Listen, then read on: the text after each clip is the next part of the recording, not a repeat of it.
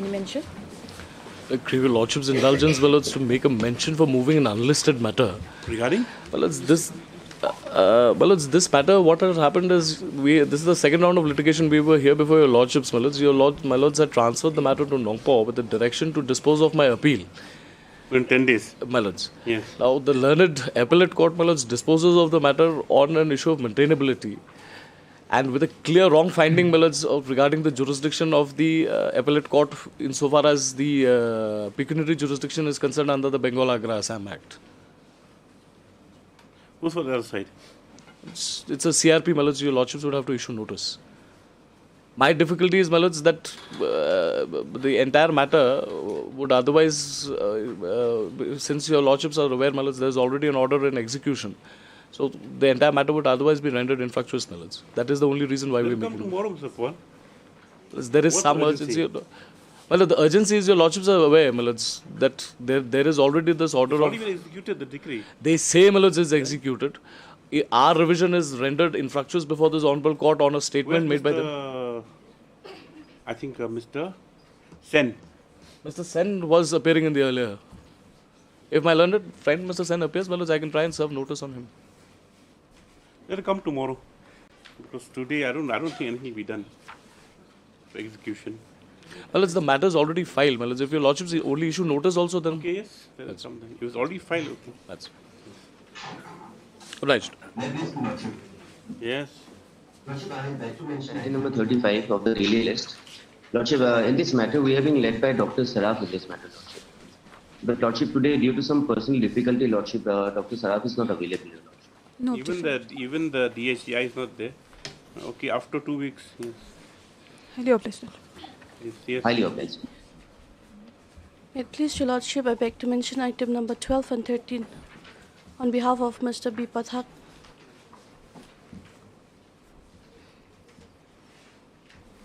12 and 13 is in the hearing list. Yes, Your Lordship. 12 and Pearson. What is the? Pearson and Varun Kumar. And Varun. Yes, Lordship. Yes. After? 2 weeks, Your Lordship. Okay, 2 weeks, yes. Much obliged, Your Lordship. My Lord, I beg to mention item number 31, my Lord. My Lord, the conducting counsel, Mr. Marwanlang, is hospitalized, my Lord. He is not keeping well. So I'm praying on behalf of... What's happened to him? My Lord, he just... Always keeps inclement health. Yeah, 31. For 2 weeks, yes. Much obliged, As Lordship. the conducting counsel stated in this process. May it please Your Lordship. Your Lordship, I beg to mention item number 36, Your Lordship, on behalf of Ms. N.G. Shala, Your Lordship.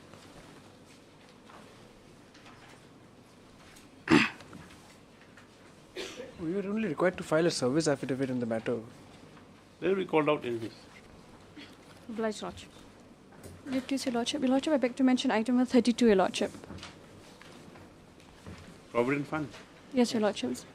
After 2 weeks, Your Lordship. Why? As the conducting counsel, has some personal difficulties, Your Lordship. Who's going to counsel? Mr. V. Jindal? As Jindal, Your Lordship.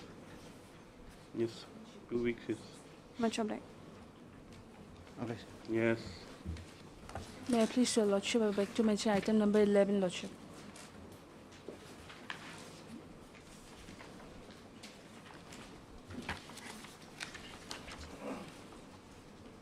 Yes, Lordship. Up to 2 weeks, Yes. Lordship. No objection, Your Lordship. 1 week, okay. Your Lordship, I beg to mention items number 33 and 34 on behalf of Mrs. N.G. Shala, Your Lordship.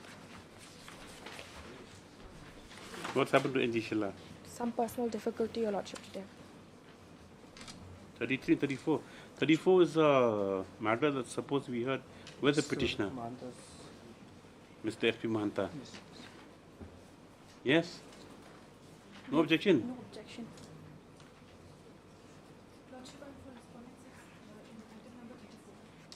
34 after 1 week. 1 week, Your Lordship. 1 week. Yes, Your Lordship.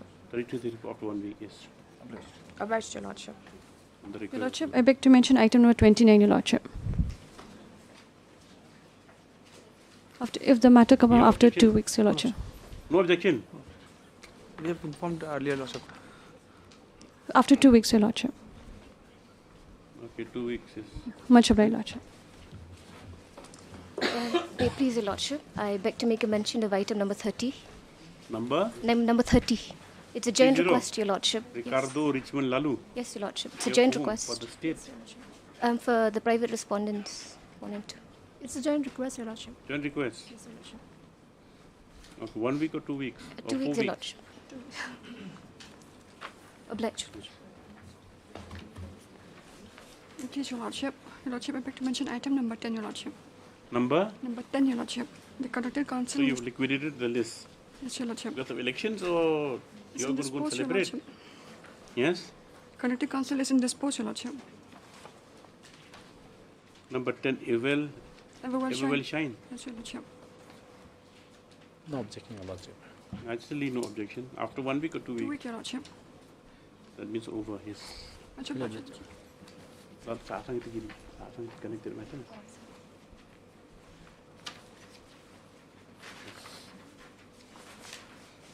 Yes. Daily list item number 1.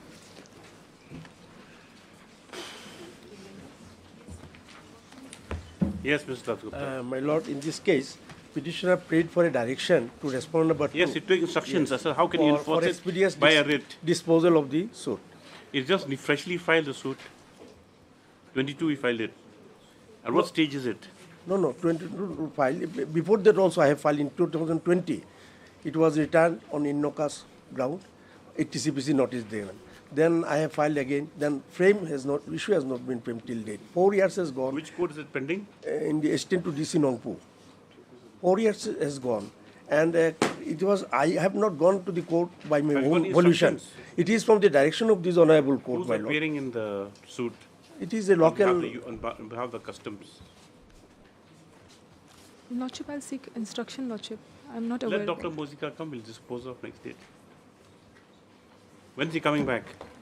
He's on leave for this whole He's week. on leave, yes. When is he coming back? He won't come back forever. Next week, Lordship. Yes? Next week he's coming back. This is the matter next week, yes. Much obliged. As the learned DHEI is not present in court today. Highly obliged. Yes, much obliged. Supplementary list item number 1.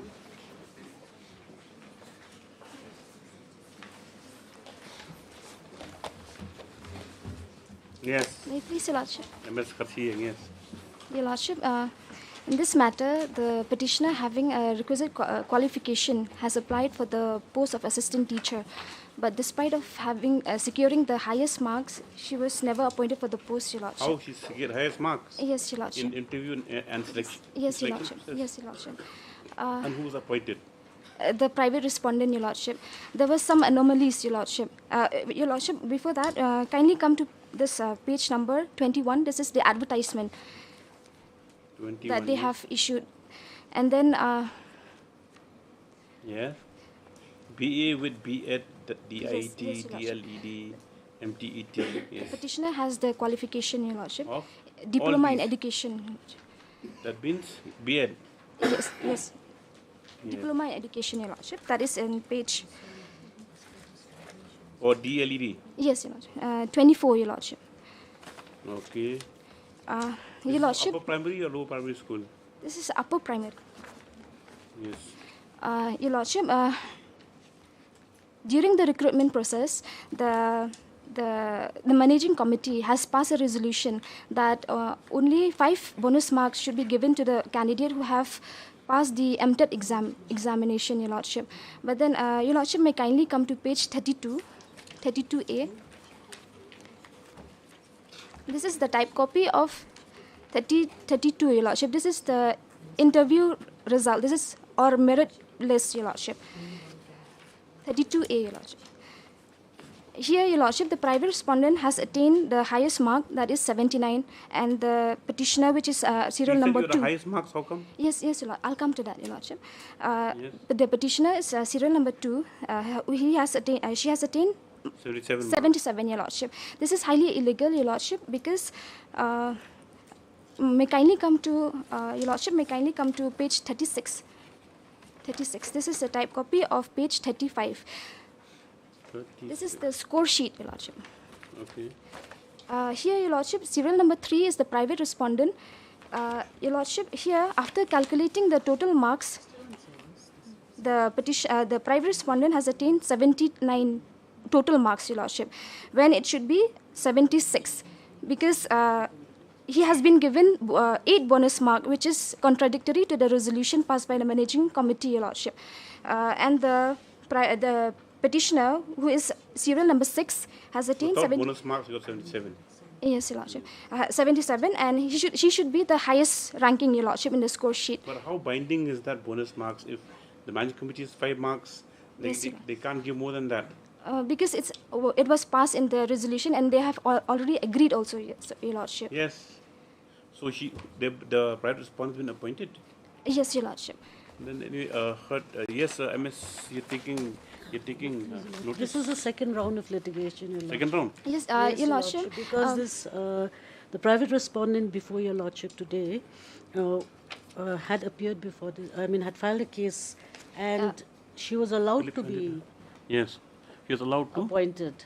And as per my instructions, Your Lordship, this 8 bonus marks was given to all the candidates, Your Lordship, MTET candidates.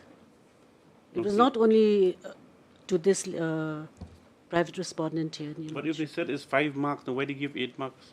That, Your Lordship, we will have put to them out of contention. But everybody has been given 8. Have you made the managing committee a party? Yes, Your Lordship. Okay, heard MSA Kathiye, the council petitioner, if you notice MST Yangi with so-and-so is present except on behalf of 1, 2, 3. Steps were taken by the said ED for service notice on the 2 remaining respondents within 3 days. Just after 3 weeks, yes.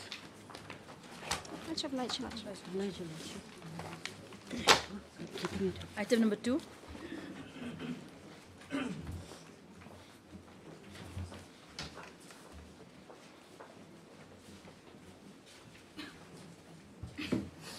May I please, Your Lordship? This is a matter about non-payment of pending salary, Lordship. For the How long? When is she retired? She's not retired, Lordship. Volunteer retired. Voluntary retirement? Yes, Lordship. Yes, Mr. Lordship, we'll take instruction. There's only one annexure is enclosed. Their prayer is that salary has not been released from 2017. They took VRS 17? No, they took VRS in 2021. The prayer in the writ petition is for payment of salary from 2017 till 2021. Yes, Lordship. I'll take instruction, Lordship. Yes, I heard MS JT Sangma. No, GCH Marak, Lordship. Oh, sorry. GCH Marak. Yes, issue notice, Mr. SDEP presents acceptance on behalf of all the respondents. No further notice called for. Just after 3 weeks for instructions affidavit. Yes. Highly obliged. Item number 3. Please, Your Lordship. Well, the issue here is, we had sought a load enhancement from the respondents, the corporation. Now, the respondents, wide letter dated, I'll just take it, 3/3 to 2023 at page 22, if Your Lordships can have a look. Annexure 6.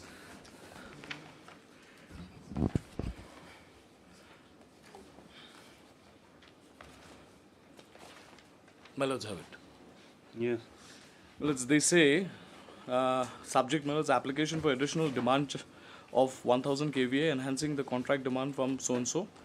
With reference to the above, I am directed to inform the applicant of additional demand of so-and-so enhancing contract demand from existing so-and-so has been examined. In line with clause 6.4, subclause 3 of MSARC supply code, it provides as follows. 6.4, procedure for enhancement of contract demand connected load. The applicant for enhancement of contract demand will not be accepted if the consumer has arrears to the licensee. However, the application may be accepted if the payment of arrears due from the consumer has been stayed by a court of law or by the Commission or by any authority appointed by the Commission. Whereas in the instant case, it is pertinent to mention that the applicant have filed a case against the corporation, being MSARC case number so-and-so, challenging the termination notice dated so-and-so issued by the corporation. In this regard, the Commission has granted its stay in favour of the applicant company, restraining the corporation from initiating disconnection to the premises of the applicant. However, there is no stay order from the Commission towards payment of arrears. As on date, the applicant company has an outstanding of rupees so-and-so 13 crores. As such, in line with the above clause of MSA, it is regretted to state that the loan enhancement as requested cannot be sanctioned. Now, the issue here, my lords, your lordships would recollect, is with regard to the tariff. There's the special tariff and there's the general tariff, my lords. In terms of the special tariff, the petitioner has paid the entire amount of money, my lords. And in this connection, my lords, an order came to be passed by your lordships at page 27, paragraph 3. But is this petitioner party to that Yes, my litigation? lords. Hill Cement. Yes, my lords. I thought this is Barnyard Industries, no? No. Barnyard Industries was the, my lords, the body which had initiated that MOU. But all these 10 companies were before your lordships in the writ proceedings. Okay. Paragraph 3, if your lordships kindly have a look, my lords. Yes. Accordingly, with the consent of the parties, these writ petitions are disposed of with the direction to MSARC to decide the pending cases with applications on its own merit and accordance with law.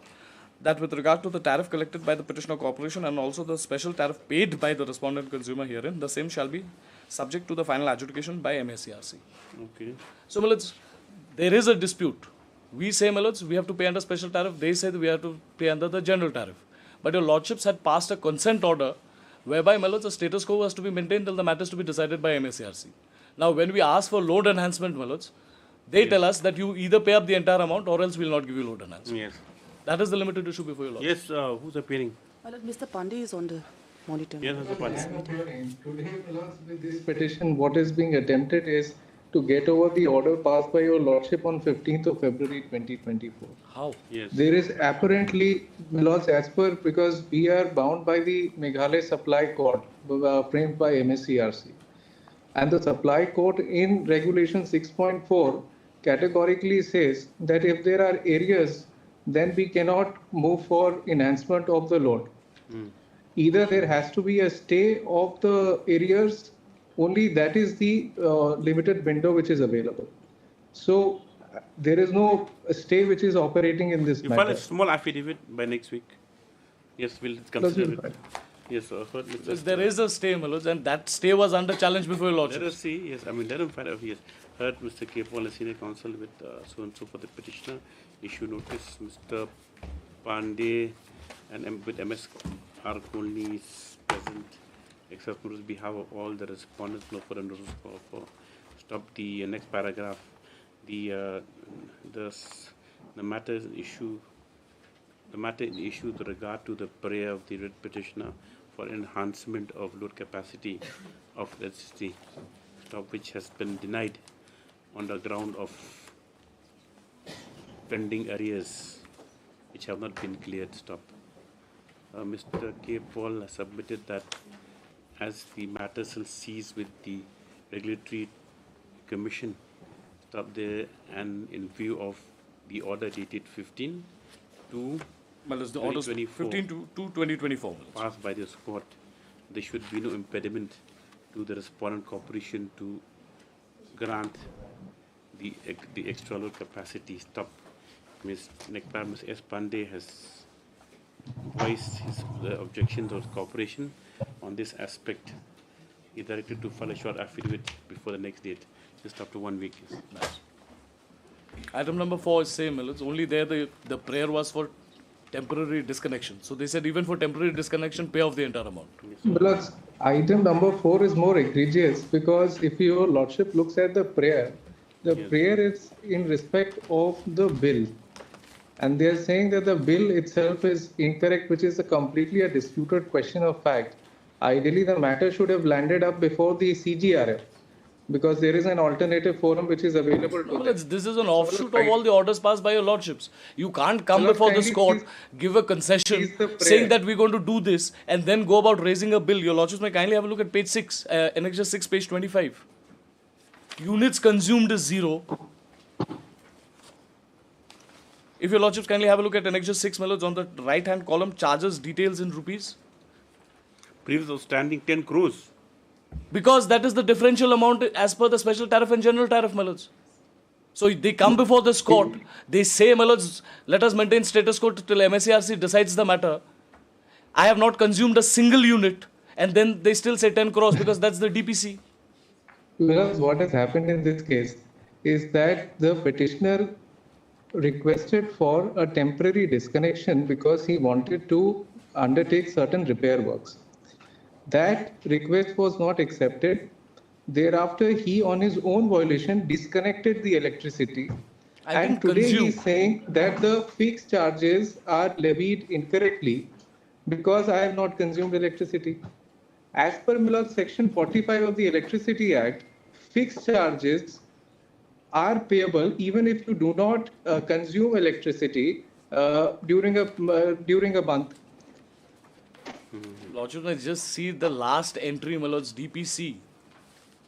And prayer, my lords, is only in respect Lordship, of the kindly have a look at invoice. the DPC here. Yes, yes. File affidavit. Interesting case. Yes. Well, what they are doing is, my lords, it's become a never-ending game. Yes, assessed by so-and-so issue notice. Mr. Pandey, MS Arkoni, present, accept on behalf of all the respondents of funds called for. Stop. Mr. Pandey, praise funds allowed 1 week's time to file short affidavit. Matter be listed after for admission hearing. Yes. Obliged. Obliged. Like real cat and mouse. Yes. Daily list item number 2.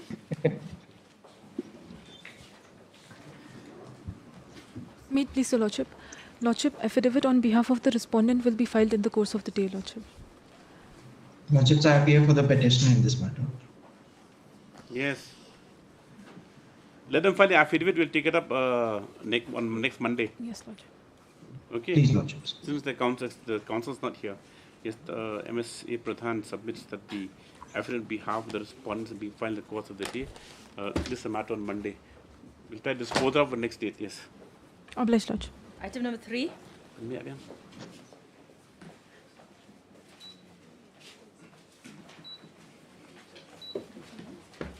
May please, Your Lordship.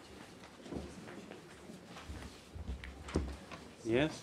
Your Lordship, the affidavit is ready. We've already sent for vetting and for signature. However, File the course of the day. no, Your Lordship, the concerned officer is on election duty, so I'll be filing within 2-3 days, Your Lordship. You're for? I'm for respondent number 5. You file your affidavit. No, we haven't filed. You won't file? We'll file. It's ready already, Your Honor. 6 filed. Not yet filed. We are ready. And you are appealing for? Give them 1 week's further time. 1 week's further time on behalf of all the respondents granted for affidavit. This is after is. Item number 4.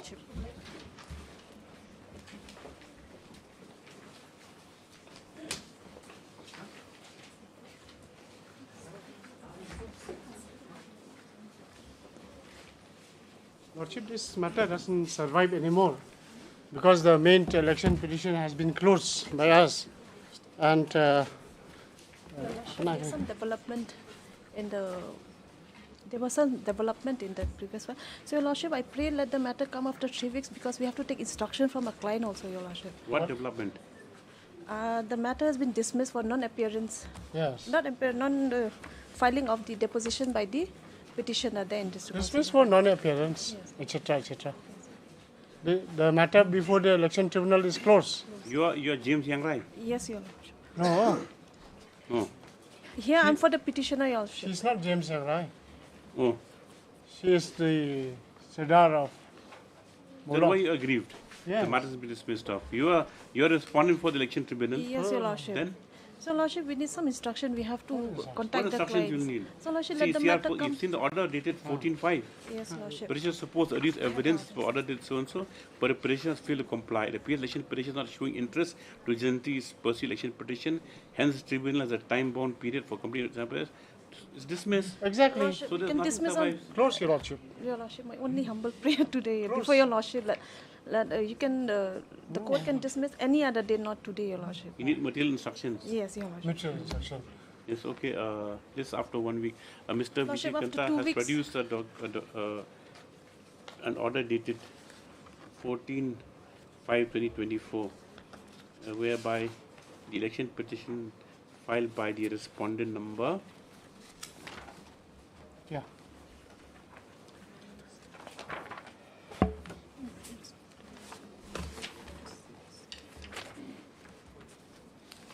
James Yangrai is which one? 3 to 6, Your Lordship. By the respondents. Respondent number, that is respondent number 3 has since been dismissed for the tribunal. Stop. He placed ones allowed 1 week's time to obtain instructions. Yes, thereafter. Highly authorized.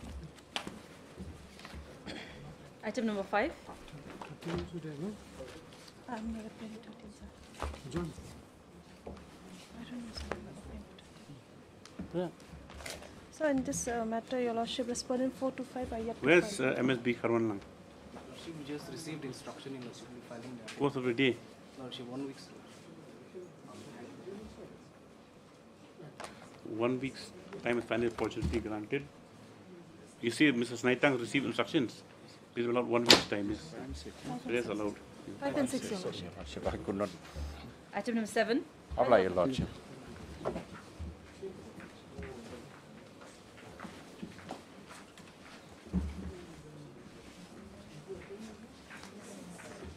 My Lord, here we are yet to file our affidavit in opposition, my Lord. The 11th affidavit has been received, Lordship. My Lord, I'm for 1 to 7, my Lord, the state respondents. 8 to 10. I'm for respondent number 11. Yes, MS Conley. My Lord, the only difficulty here is that because of the election protocol duty, the collector couldn't give us in writing, my Lord, all the instructions. So I'm praying for 1 week time, my Lord. The Lordship can kindly What give about me. 8 to 10? Lordship, we have sent the affidavit for signature and seal. MSR Golni for 1 to 7 state respondents, and MS Pradhan 8 to of 1 to sorry for 1 to 7 and after 8 to 10. Pray for love for a 2 weeks time to file affidavits. Highly obliged, Lordship. Item number 8.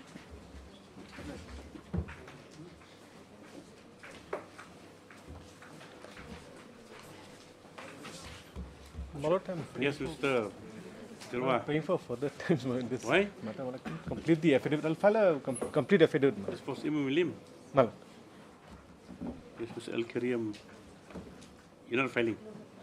Mr. Al Karim, please follow up for the 2 weeks time to file affidavit. This thereafter. Any urgency? There's no urgency as such. This is what we're challenging. What here? This is regarding This is election. an election petition. Challenging the We are election. challenging the appointment of the The respondent. election, number my 6. election, not my appointment. My election, my lord. The 6 election means respondent 6. The present. Simam William, the current CM. Now, we had preferred a continuation application before the tribunal.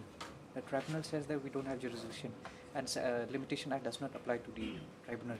So the continuation was dismissed and so to say. Who are you? I'm the... You contested? No, my lord. Not even a candidate, my We are lord. from the Kapor, one of the Kapor from Maulaya. Then you wait to a lifetime of this one, then you contest next time. Lordship, there's an order from this court as well. Yes. They don't file affidavit.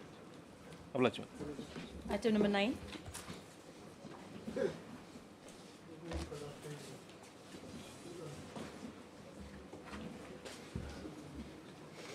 My Lord, I'm for 3 to 11 as per Where's Lordship's the order. Devnath? My Lord, this is an issue pertaining to the similar matter which was taken up yesterday, my Lord. Very serious matter. I mean, My these Lord, people are the being prayer is deprived not of against the cultivation. state respondents, my Lord. NHIDC has executed work. This with regard to damage compensation to the agricultural land, my Lord, which has occurred due to the NHIDCL's work, my Lord. No prayer has been sought against the state respondents, my Lord. Even then, where are the other respondents? They've been served. Yes. Where's the Devnath?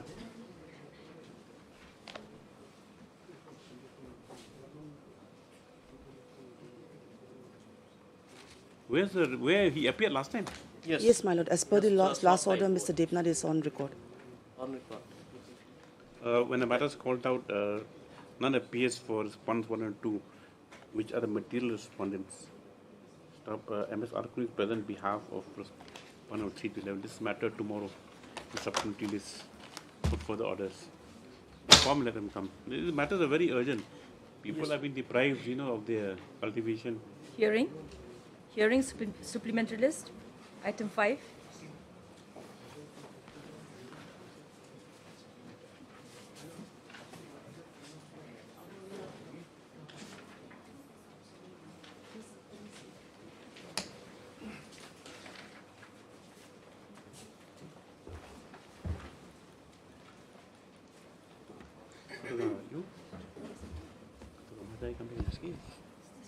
You? No, this is Marbania. Yes. Start.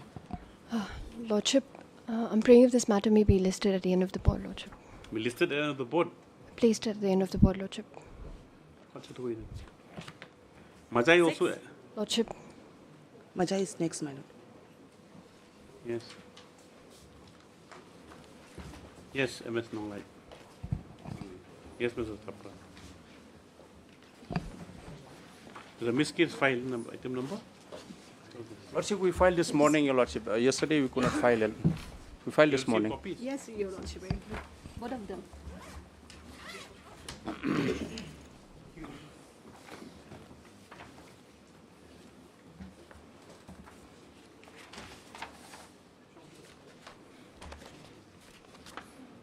The objection, my lord, of the state. 1 second. Let me just have a look.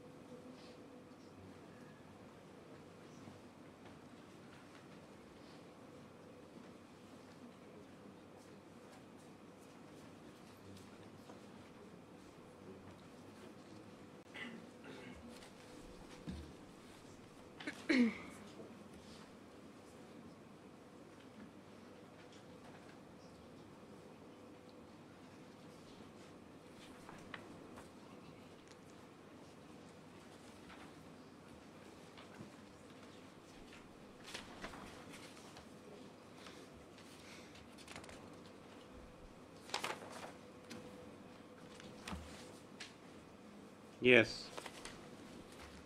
Lordship, before my seniors start, Yes. if I may pray. Is your Yes. is your misapplication? Yes, my application. Yes. Your Lordship, in the objection of the state, again it is shown, Your Lordship, in para 5 and also in para 4 that they know both the two running orders, both the single bench and the division bench, and this knowledge has not been honoured. Has not No, been but he honoured. says And he never renewed the order. He never asked for renewal of the order. yes, last time I have all the put up my submission, Your Lordship, that my Lord, even though the interim orders have lapsed, but the Supreme Court in February, Your Lordship, they have given a very clear. Where's the order? February order. In this case, Yes, not in this case, in the apex court in High Court of High Court Bar Association, Allahabad. what does it say? Okay. Yes. Your Lordship, the court has clearly reasoned Which that. paragraph? Which page? The last page, Your Lordship. I'll just read from it. Accordingly, in the last page only, para 8, accordingly, it is expedient in the interest of justice to provide that a reasoned stay order, once granted in any civil or criminal proceeding, if not specified to be time-bound, would remain in operation till the decision of the main It's not matter. specified with time bound. See, It's not specified. until further orders, then yes. Now what I've seen, because this is still the next date from 19/9. Yes, So we should but have Your been Lordship, renewed. but Your So we Lordship is can't still hold in them operating. Contempt, no, you can't we hold them. don't. See, you just read this order. Accordingly, it is expedient in the interest of justice to provide that the reasoned stay order, once granted in any civil criminal proceeding, if not specified to be time bound, would remain in operation till the decision of the main matter until unless an application is moved for vacation and speaking orders passed adhering to the principle of national justice. Because it's talking about, I think, 2263. It is reasoned by this court. An interim order. The thing is that under 2263, once for an application for vacating, then it is automatically vacated, right? Yes, Your Lordship. You have to decide within 2 weeks.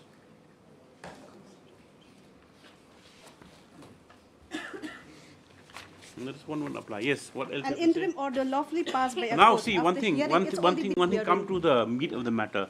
Why are you charging 400 rupees? Pardon, Your Lordship. Why are you charging 400 rupees? It's not 400, Your Lordship. 200. It's all the Then why have you in closed the observation. gate on your own accord? See the.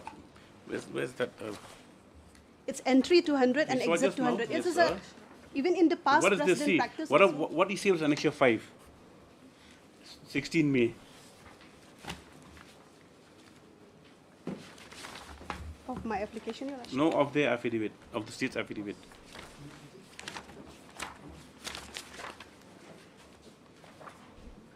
Yes, Your Lordship. Yes.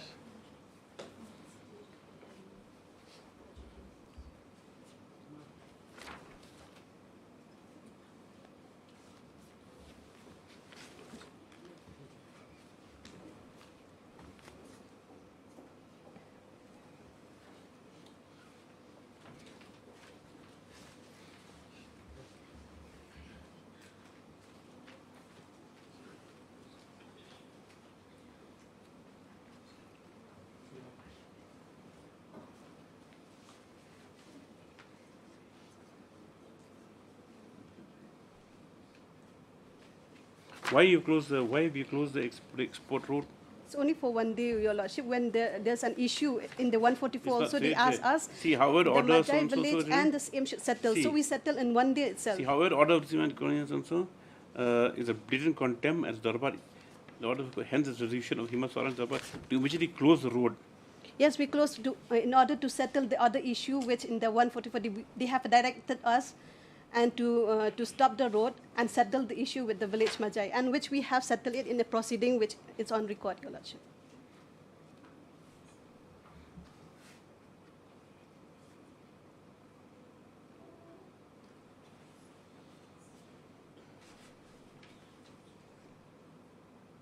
See, till such issue dealt with the Honorable High Court undersigned and the Darbar shall not interfere.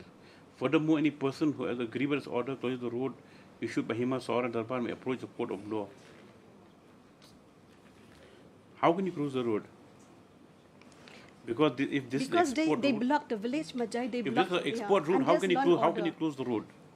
We didn't close the road. We closed the the road. road? Yes, we closed the road to settle as per the direction of the district administration to settle the issues with village Majai. If you have to close the road, you should have written to the deputy commissioner that in view of these things we will be Yes. compelled to close the road. Yes, because they are law and order problem. You also, can't Your have take the law into your own hands. Also by closing this is not used only by you personally, it's used by exporters. And they have agreed, the exporter, with the DC only. It's in the DC don't order know. that both the exporters and they are willingly they agree that both the parties should settle first the problem, then What's only. the situation on the ground now? Now it's opening. Settle, You're no charging problem. 400 rupees. Where's that? Why No, is we it are sealed? not charging. Now it's already sealed. The customary toll gate and the shed has already been sealed. No, sealing of the customary shed doesn't mean you can't extract tolls. Now the trucks going without tolls. Yes, they go Without tolls. and yes, your lordship, and in the order, the 13th order, it's clearly say here, your lordship. In point number 7 of the order 13 April, your lordship, of this honorable court. No export vehicle with valid permit for export shall be stopped or detained by the respondent number 6 if the said toll has been paid. But the toll now has not been paid, and the export. No, there's is no going on. extension of the order. Don't you understand that? They have this no extension of the order after that. Where's the order? This Supreme Court order says that if it's The Supreme Court is open-ended- very clear, your lordship. No. How can you interpret it that way? It will not automatically See, expire. the thing is after that 6 if months. until the next date, that means it's a cut-off. Correct? The interim order is operating, it operates till the next date. Now, if you don't renew your prayers, then automatically it will not be operative anymore. Suppose I tell you, like, you can occupy this house till 31st of June or 30th of June. Now you're occupying the house, you say, no, although it's only 30th June, but I'm staying because that order is there. Will that argument hold true? That means you're unauthorized possession. Yeah, I understood, Your Then Lordship. The 6 same months has thing. expired. Same thing here. But there's Supreme Court a rule judgment says also what? by the court, It no? says suppose an interim order is passed. Yes. Correct. Is passed. Okay. It's passed. It says okay. So reason order is passed. Now, unless an application is put under 2263. Then it will not be vacated, and the party moves for it. In this case, it's different because the order is until the next date. So all you could have done is put an application that the interim orders be renewed. That was not done by you. So that is a feeling on your part. Lordship, but the boon of the apex So then, court how in can the we hold lit- them in this accountable litigation to say that yes? even How after can we? expiry- How can we hold them accountable to violating the orders of this court if the order was operative till the next date? So you reason that you're a rational person. You Your understand? Lordship, I understand, but Then- reading with the apex court. The apex court will have no submission that bearing. even after the expiry of 6 months, See, a boon to if the litigants order is is there. open-ended, yes. It's not open-ended. This order is till the next date. That is why in many cases here also, when they come for continuation interim or already lapsed, they were asked to put a fresh application. That is why. So it was going on very happily.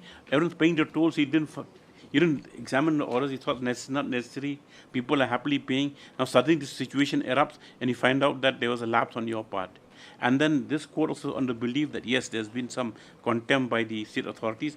But then you look at the orders, it's correct what you see in affidavit. That after that they stated categorically, you filed a reply to this, can you say that you sought extension? But only is it 400 rupees? Who are you appearing for? Lordship, I'm appearing for They're respondent charging number 400 6. rupees. Lordship, they're charging 400 rupees. Yes, Mr. Shulai. This is your Lordship. Lordship, Lordship, kindly come to the misapplication filed by the scheme officer. Lordship, kindly come to page 25. Annexure 4, your Lordship. This is the representation against the order of the Deputy Commissioner under section 144 CRPC. Then Lordship, Yes. kindly come to the next page 27 at paragraph 4, your Lordship. Yes. The admitted fact is that the CM has been collecting the toll at 400, your Lordship. This is in contravention to the order passed by your Lordship. Lordship, and then kindly come to the affidavit filed by us this morning, your Lordship.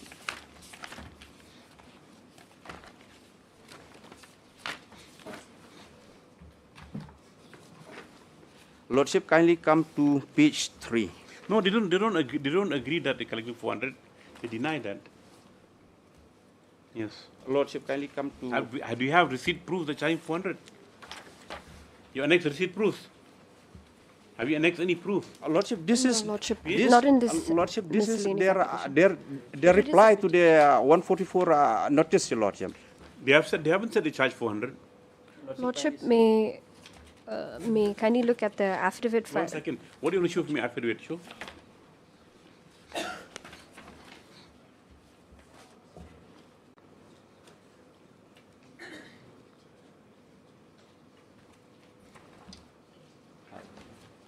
Yes, Mr. Shulai, what do you want to show? Lordship, kindly come to page 3, then Of your clause affidavit? 3. Lordship, no, yes, our affidavit, your Lordship. Yes. The respondent number 6, that is the person applicant or through a duly authorized person, in the event that the doorbell cannot manage the operation, affair is permitted to charge a customary toll of 200 per vehicle for use of the road. This direction is issued since the contention that the EM, that the Himas Ora is maintaining the road that has not been yet proved otherwise.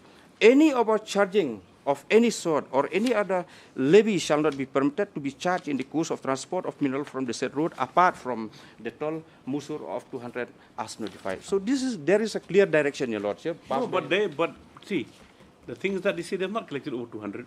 That's a disputed fact. Unless you bring receipts, where are the receipts?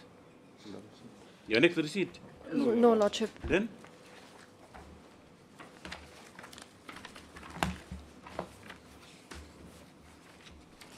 Today is Tuesday. You bring material decided on Friday. Lordship. Miss case so and so. Stop. You file affidavit also. Your Lordship, we respondent have. number? Respondent number 6. Number? 6, Lordship. Number 6. Lordship, that 27 page is very clear, Your Lordship. 200 entry and 200 exit. Kindly come again to page 27 of the misapplication, Your Lordship.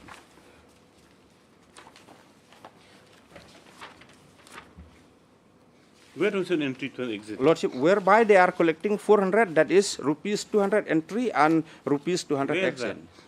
Somewhere in the middle, Your Lordship. After the Somewhere highlight, in Your the Lordship, the respondent number 6, that is the highlight, Your Lordship, whereby there is whereby they are collecting rupees 400, that is 200 entry and 200 Oh yes, exit, what are you Your correcting? Lordship. Exit and entry? Lordship, the same is in contempt, Your Lordship. Yes. Assuming that Miss case number so and so 85, affidavits have been filed by the state respondents as well as by the respondent number. Number 6, Lordship. Number 6. This is the matter on Friday. We will dispose of next day. Yes. Apply, Your Lordship. What's on the Lordship? Item 14. 14. Lord, I'll be filing in the court. It's ready, my What will lord. you be filing? My lord, I am to file the bullet points, my lord. The argument is closed on the last occasion, my lord. Have you got those points on regarding Article 309 and? Lord, I have based my. Have you done the research on that point? That whether this rules limit on 309, whether those can be eclipsed by official executive instructions or by memorandum? That, of course, some that judgment. goes against you because you can't eclipse 309 rules. Whatever you might say by interpretation, by finance department, by so on and so forth, by I'll also look into that, my lord, prior to. But otherwise, you look to that. Otherwise, then it's open shut case. Your Lordship. Where's the seniors? They're all in polo ground. No. Your Lordship, we've also prepared a little bit of a compilation of the judgments that we'll Very be good. relying upon. Compilation of the judgments on behalf of the petitioners have been supplied today. Mr. Kivar Raji submits the bullet points. You have filed it. My lord, I'll file it today only. It is ready, my lord. The day. Matters reserve for judgment. Your junior said that you're in polo ground? Item 36. Yes. 36.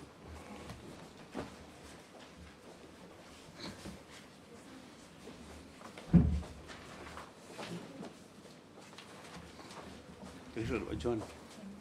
Oh yes. Yes, Your Lordship, we have filed the affidavit clarifying Where? the person.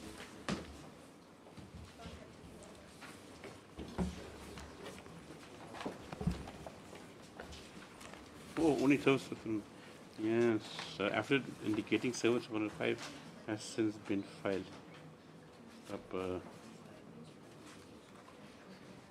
Where is that acknowledgement?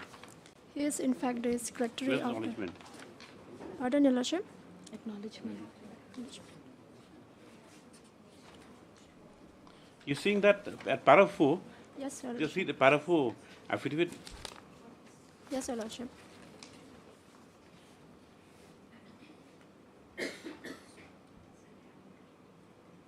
Where's that Next receipt? channel. There's the receipt, thank you too. He's a person, concerned person. Yes, Lachit Your Lordship, Hajong. he is the secretary. Okay. Yes, affidavit been filed indicating service of notice upon the respondent number 5.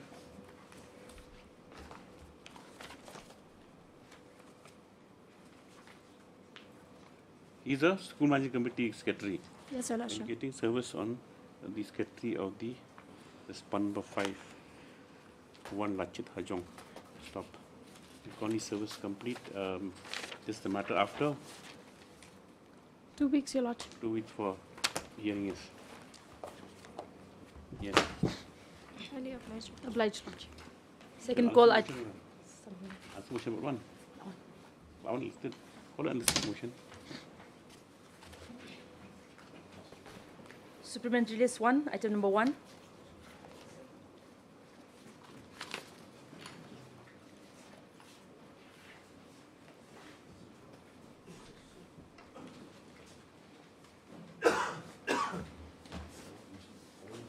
his legs, my lord. Courtroom number 3, my lord.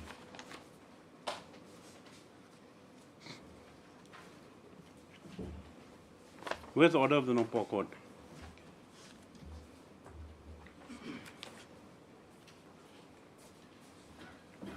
Page 94. Page 94. Year 4? Year for Yeah, the together. page 94. 94.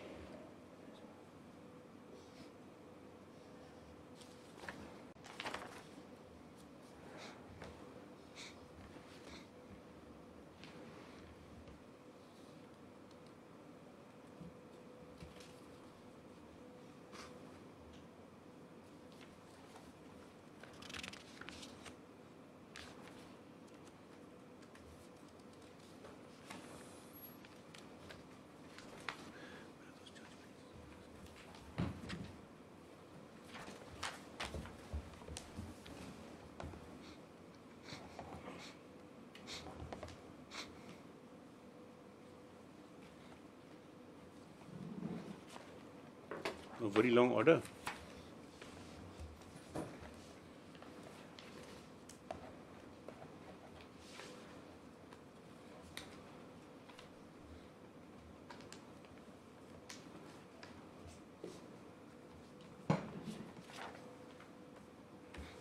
This is from a normal area.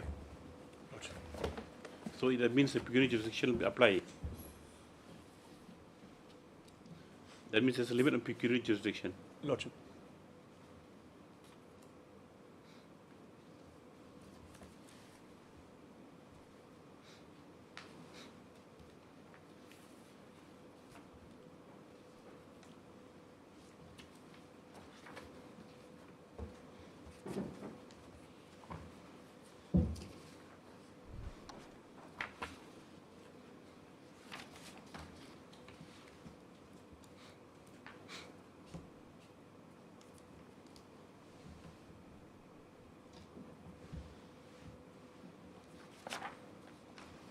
Where's the finding?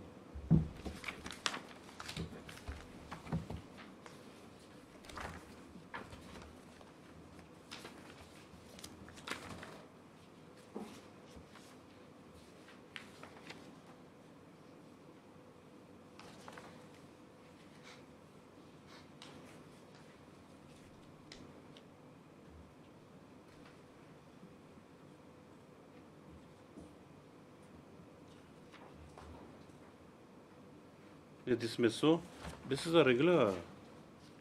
There's a regular civil revision then. This is not under challenge. This order, the order of the court in Nongpo is not under challenge. The original order of the assistant district judge is under challenge. Kindly see the prayer at page 11. So what I heard online, I was under the impression they challenged the appellate court's order. That is not what is under challenge. Page 11, Manoj. Yes. This is the order dated 18/4/24. Passed by the court of the Assistant District Judge Shillong. So that is why they preferred a revision under 227. What's 18/4/24? The original order asking him to take out their goods from the suit premises. And that is what was assailed in the appeal. before the Nongpo court. Then what remains then? I'm not really sure why they proceed. Why, Mr. Thapa, have you filed an appeal against 18.4? When's the order Nongpo order dated? Yes, this is 31st May 24. Then? You don't agree with 31st May? I agree, it should have been challenged. So mention was made with regard to this order.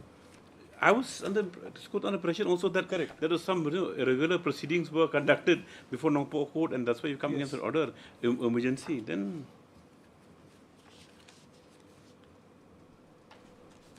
18.4.24 is dead and gone. This order from this court was passed when?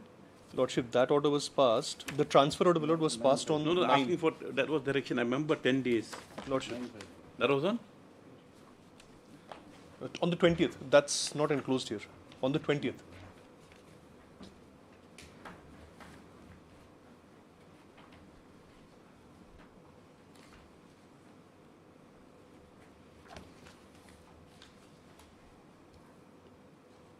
Yes.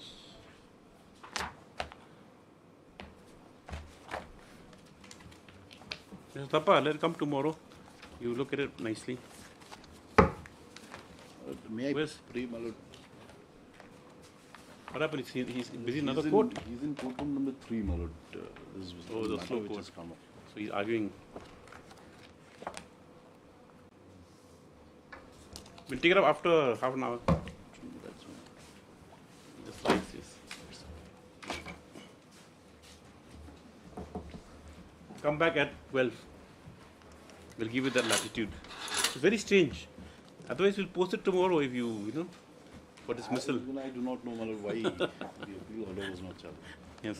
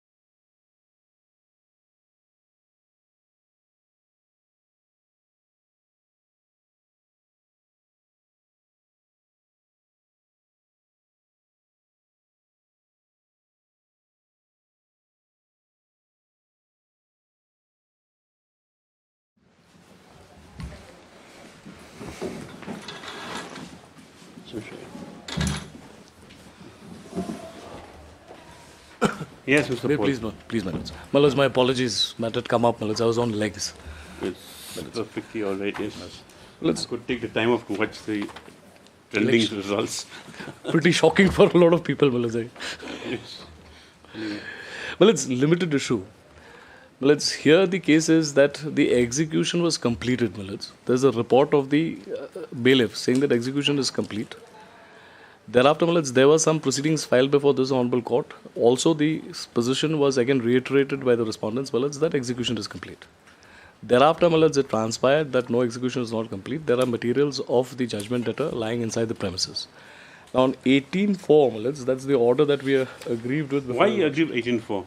Because that says, my lords, it grants a direction to me to remove my articles.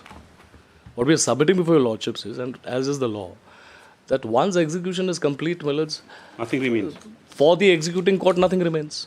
So we can't blow hot and cold at the same time. Either we have to say execution is complete, or we have to take a position, my lords, that execution was incomplete. Because I was non-suited before this honorable court, my lords, only on the issue that execution is complete. But what is the situation on the ground?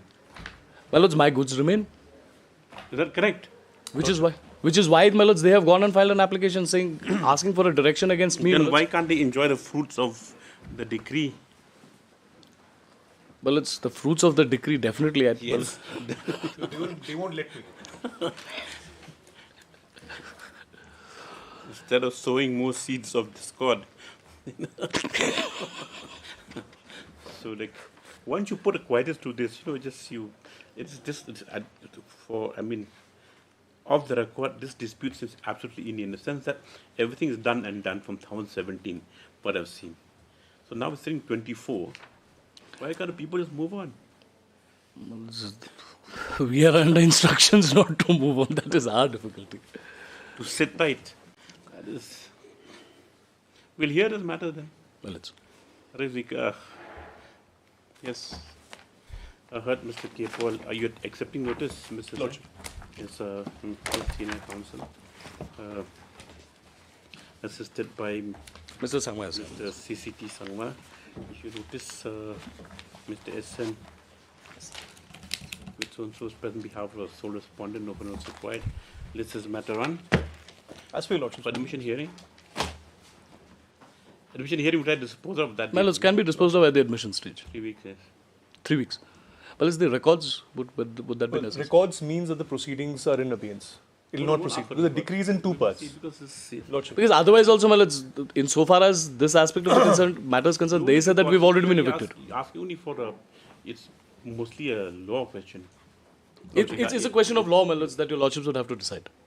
Maybe a bit of facts mixed with, that's it. Well, yes. Highly obliged.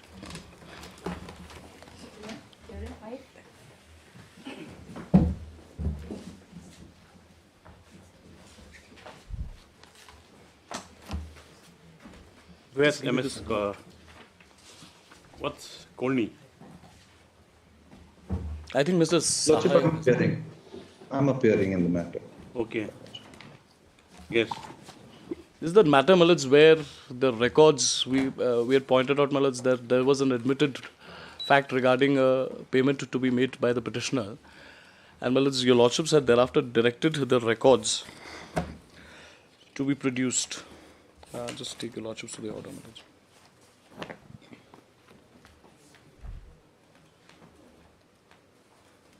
The records were directed, my lords. Yes, waiting for you. Mr. Sahai is there on board. Mr. Sahai will be arguing, my. Only one thing. At 7/2/24, your lordships have directed the production of records. What's a certain letter? The query that had fallen from your lordships, my lords, if I remember correctly at that point of time was... Where is the continuing cause of action? My lords. Pursuant to that minutes of that meeting, my lords, because they are now disputing it, what had fallen from your lordships is whether there was any correspondence on behalf of the corporation with the petitioners regarding disputing that amount, which culminated by virtue of that minutes of that meeting. Yes.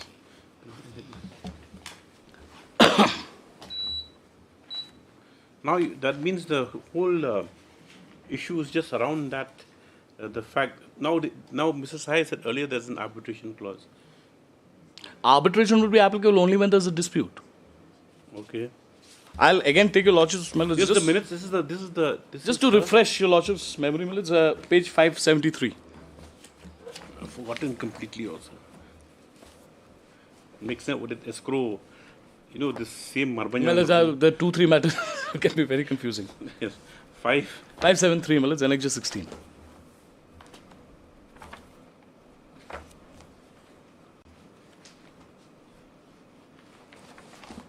Now, in the affidavit filed before your Lordship's, my lords, these minutes are not disputed.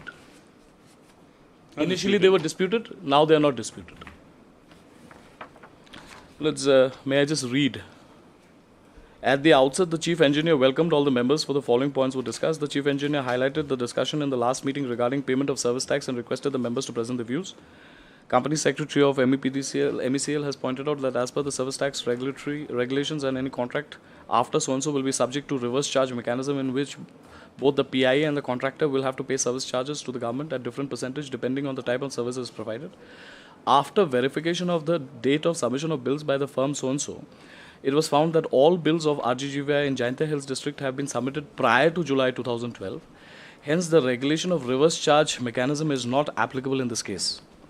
Further, abatement of service tax on supply and erection works of so-and-so scheme, that is service tax of 25% on the freight value in supply and service tax of 33% of the total erection bill, is not applicable in this case, as this abatement is optional and it is not mandatory to the contractor to avail the same. Moreover, the contract is inclusive of all taxes, and it might be wrong to assume that the contractor had calculated the service tax on the whole amount without considering the abatement to come to a final quoted figure. As per the Service Regulations Act, so-and-so, it is allowed that the contractor can quote the tender as inclusive of all taxes in which the contractor is entirely responsible for payment of service tax to the government. In view of the above, it was decided that the outstanding bills of Marbanyang Enterprise may be processed for payment with due compliance of the audit observations in this regard. Well, it's from the this what happened? From the records, one letter emanates, which of course has not been flagged by the respondents. If the records are before your Lordships. Yes. But the matter got stuck at that. At that, and thereafter your Lordships had wanted to know what do the records reveal. Yes. If your Lordships kindly have page 102 of these records, 102.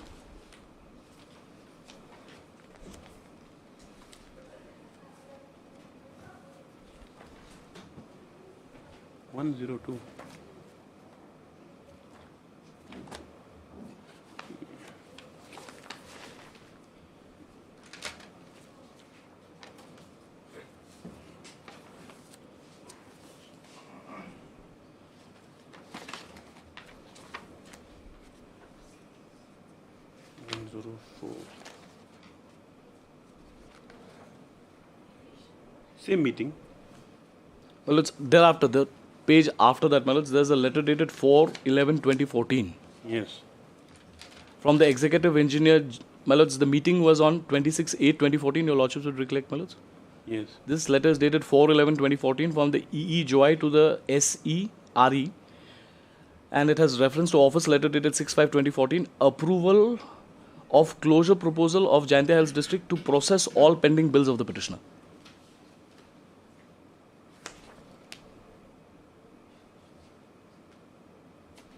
Page 103. I'm sorry, it's page 1. 4 November 2040, yes. So that is a follow-up of that meeting, which shows the intention of the respondents. So this office number was dated 6 May. We put in approval, may kindly refer to the action being taken process of billing. Yes. To process all the pending bills. Yes. So, my lords, now trying to raise a dispute saying that this is disputed, there are disputed questions of fact, my lords, that does not arise. Because the intention of the corporation is very clear, my lords, that the bills of the petitioner were genuine and they have to be cleared. Yes. Other than that, my lords, we have not really come across anything much. But what about 15? You received some money? 14 lakhs, my lords. 14 lakhs, 19,809. out of a total bill of, it comes to, it'll come to 1 crore something plus, my lords. 1 crore 4 lakhs, 6 lakhs. 1 crore 6 lakhs. What about this other one showing the final payment of RGV schemes? He's been paid totally for supply and everything. The only thing is regarding GST. GST, that component is left, my lords. For refund. My lords. So this does not suffice. I mean, this 14 lakhs. 14 lakhs is not the final payment, my lords. That is the position. Okay. Yes.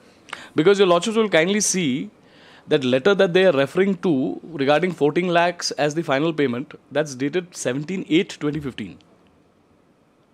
17 is your letter. My lords, they say that I have acknowledged that this is the final payment. This letter, you acknowledge thanks received payment credit to United Bank, blah, blah, blah. I request to furnish your details. Yes. Just take out page 578. Yes.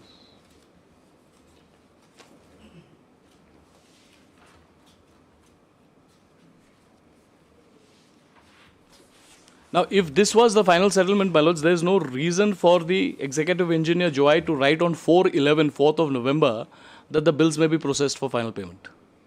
No, but this is 15. You were paid on.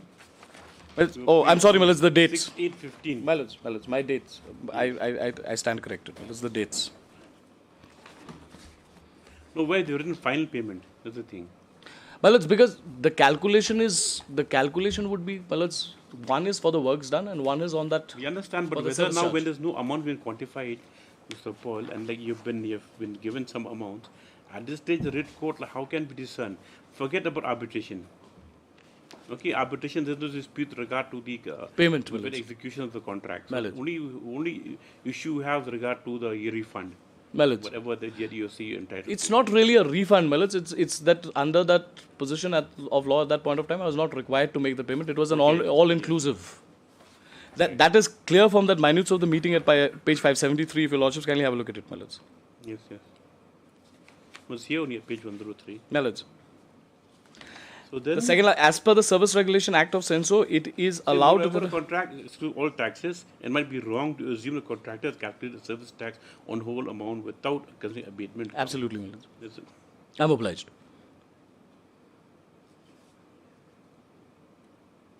Yes.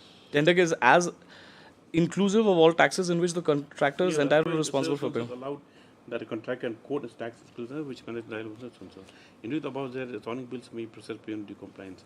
So how do you say that this 14 lakhs is not in final, and final settlement because of whatever? The calculation itself will bear me out, my lords. That's we come to disputed facts. That's No, the calculation is their calculation. It is not my calculation, my lords. From the records, the calculation itself bears me out.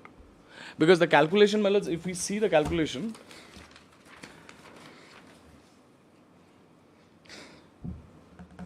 well, the supply is for 25, 44, 83, 639. The payment was to be made, Malas, an additional amount of 24, 99, 24, 629. So it comes to 45, 58, 947. These are their calculations. It's not my calculation. Then for erection, my lords, again the same calculation. The figure comes to 58, 78, 757. And the paid amount is shown as 14, 19, 809. So it will not be, my lords, really rocket science to understand, my lords, if the total amount is coming to 1 crore 6, 14 lakhs will not be the final settlement.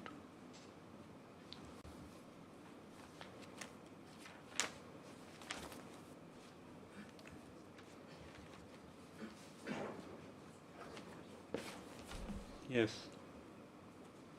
Yes, Mr. Sai. I would only submit, my lords, that once it is demonstrated, my lords, that one of the bills has been paid and it is admitted, my lords, that there is an amount due, then, my lords, there is no question of there being any dispute. That's boiling the court is that this meeting 28th August 2014, then it proceeded in 2015 you paid some amount. 14 lakhs. That's the only thing. My lords, that is as against my bills of 1 crore 15, 1 crore 5. That means it's disputed. They dispute it.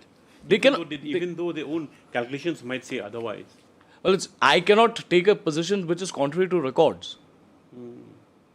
Yes, Mr. Sai. Yes, Your Lordship, first I will endeavour to indicate that on merits what has been argued by my learned senior is in fact incorrect. For the reason that, as Your Lordship has correctly seen at 578, 578 constitutes a document which in my respectful submission would bar any claim in view of accord and satisfaction. 578 is a letter where on merits on August 2015, quietus is provided to this issue by an acknowledgement of receipt of all amounts that are due and pending in respect of this contract. Your Lordship will bear certain critical facts in mind.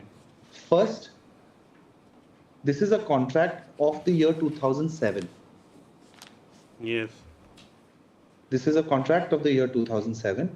The period regarding which the dues are sought to be claimed and in these proceedings is 2013 to 2015. Yes. The petition is filed in the year 2022. Yes. Relying on a document of the year 2014, which are internal minutes of meeting. Yes. And secondly, in August of 2015, there is an acknowledgement by the petitioner before Your Lordships that this amount has in fact been received by them. So, to assuage any concerns of Your Lordship on, so far as Your Lordship's conscience is concerned, that this is a case where apparently no payments have been made by the government despite acknowledgement, that is not the case. Amounts have in fact been disbursed. But that, Your Lordship, would be putting the cart before the horse for the simple reason that today my first objection before Your Lordship is as regards the maintainability of these proceedings. Yeah. And I will demonstrate to Your Lordships that not only is the writ petition not maintainable, but it is also an abuse of process of law for the reason that the claims before Your Lordships, which are eminently arbitrable as per the contract, are also time barred. Why has the writ petition been filed in 2022 in respect of a claim the of delay? Yes.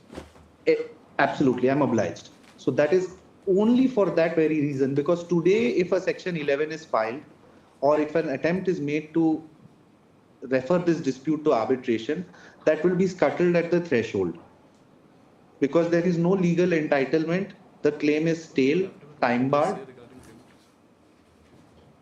Yes.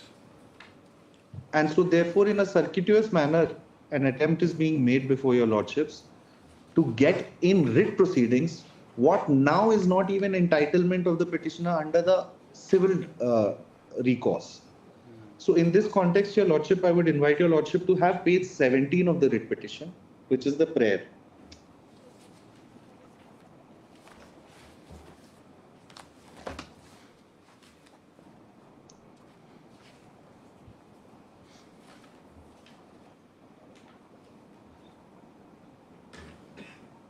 Before 17, Your Lordship, I apologize. Your Lordship may come to page 15, para 23.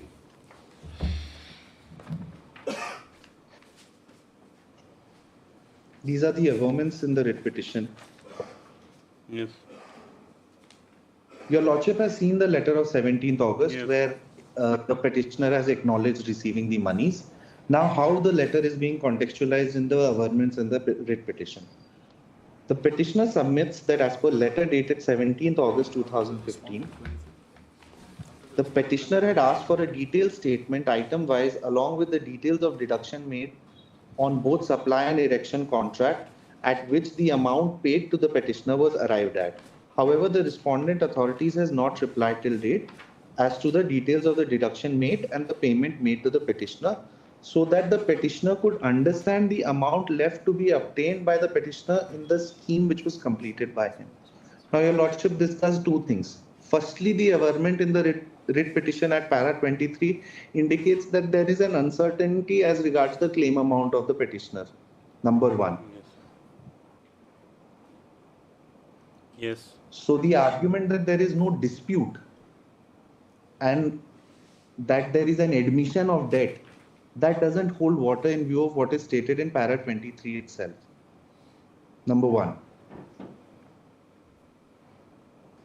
Number two, Your Lordship, what has in fact been said in the minutes of the meeting can also not be construed as an admission of liability.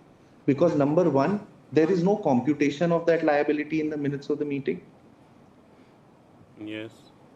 It is a generic statement saying that bills, if any, shall be cleared.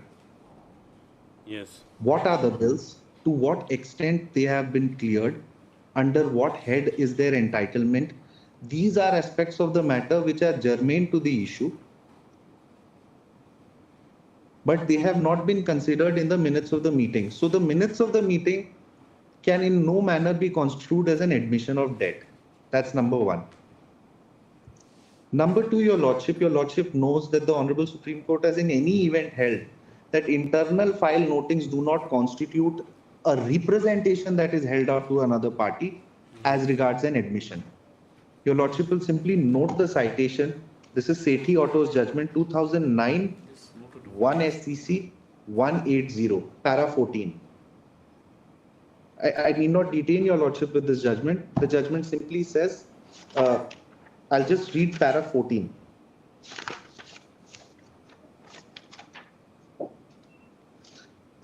It is trite to state that notings in departmental file do not have the sanction of law to be an effective order.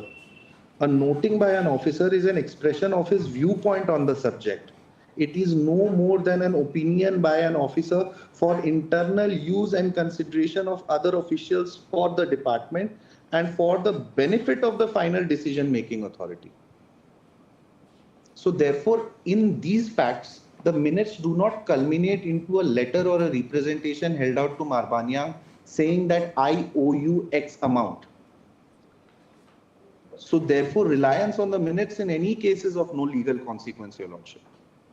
But be that as it may, para 23 makes it clear that even after the minutes, even after the meeting, even when they are writing their letter of 2015, they are not sure what is their entitlement. Yes. Now, Your Lordship will find that between paragraphs 24 and 26, there is no explanation whatsoever as regards any steps taken for recovery of these so-called outstanding dues. Not a single whisper. Generic allegations that we made telephone calls, we were speaking, but nothing substantive has been brought to light before Your Lordships. Yes. And in this context, Your Lordship may now have the prayer at page 17.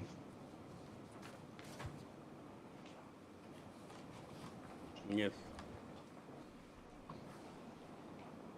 In the premises aforesaid, it is most humbly prayed that Your Lordships may be pleased to admit this petition, call for the records, issue rule calling upon the respondents to show cause as to why a writ of mandamus not issued directing the respondents to clear the outstanding dues amounting to 1,80,24,719 and 1,236,278 with regard to the service charge, which is inclusive of taxes and duties as well as 24% interest rate per annum from time to time.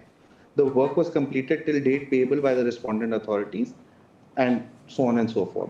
So now, Your Lordship, I am just testing the prayer as it stands. Yes. The computation of the amounts, how they have been arrived at, under which contractual clause is this the entitlement, are all aspects which the petitioner is blissfully silent about in the writ petition. Which is why I showed Your Lordship the writ petition itself. The writ petition doesn't indicate what is now sought to be argued, that this amount is coming from this document, which is a representation held out to me under this provision of the contract. Nothing of the sort. Simply the prayer comes up with an amount and it leaves the court to decide from where this amount has come. Yes. So number one, Your Lordship, of course, this is a commercial dispute. which your lordships do not entertain under writ jurisdiction. Yes. This is also a disputed question of fact. Yes. And the best case of the petitioner, which is that of admissions, is also not made out in the facts of the case. Yes. And I may be permitted to take this a step forward. I assume against myself that there is an admission. That too is a matter which would remain arbitrable. That is a matter for the arbitrator in his wisdom to examine. Because what constitutes an admission under Order 12, Rule 6 is also is a matter which has to be decided on the basis of evidence presented before a competent court. Yes. Because your lordship knows that an admission to constitute a decree on admission, the admission has to be unequivocal, unambiguous, and those are matters fit for trial, your lordship. Whether I have made such an admission, whether that admission is unequivocal, unambiguous, whether on that admission they can get a decree, these are matters that a competent civil court would have to examine. Now, your lordship will come to page 85 for a moment of the petitioner's paper book.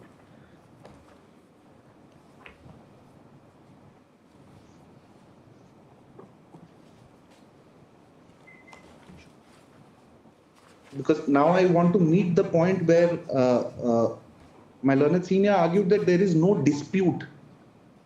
So therefore, there can be no arbitration. Clause E, Article 47 of the GCC is settlements of disputes. Yes. Your lordship will just read 47.1 with me. Any disputes or differences arising out of or in connection with the contract shall, to the extent possible, be settled amicably between the parties. Thereafter, the waterfall mechanism follows at 47.2. 48 is the arbitration clause, 48.1.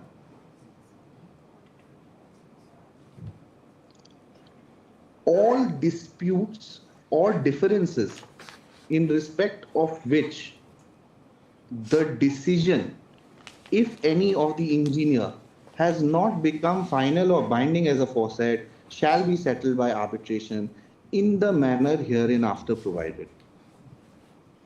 Now, the arbitration clause is so widely worded, your lordship, that it encompasses any conceivable dispute or difference. Non-payment of, assuming that this is the case of the petitioner, that they have not been paid admitted amounts, that itself constitutes a dispute or a difference. If I, despite admitting that I owe 100 rupees to the petitioner, refuse to pay the 100 rupees, that itself becomes a dispute or a difference.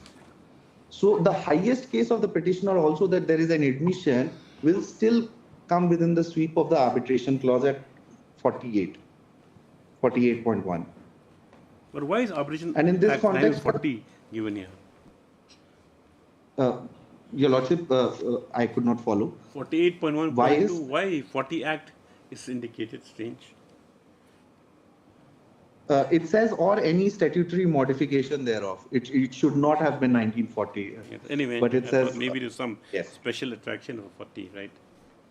Usually these are standard form contracts which are passed on. So perhaps for that reason it may not have been amended.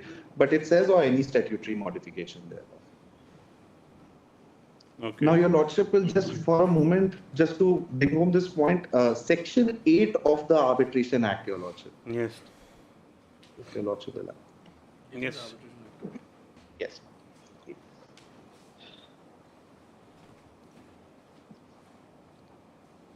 8.1 says, your lordship. Yes. Yes.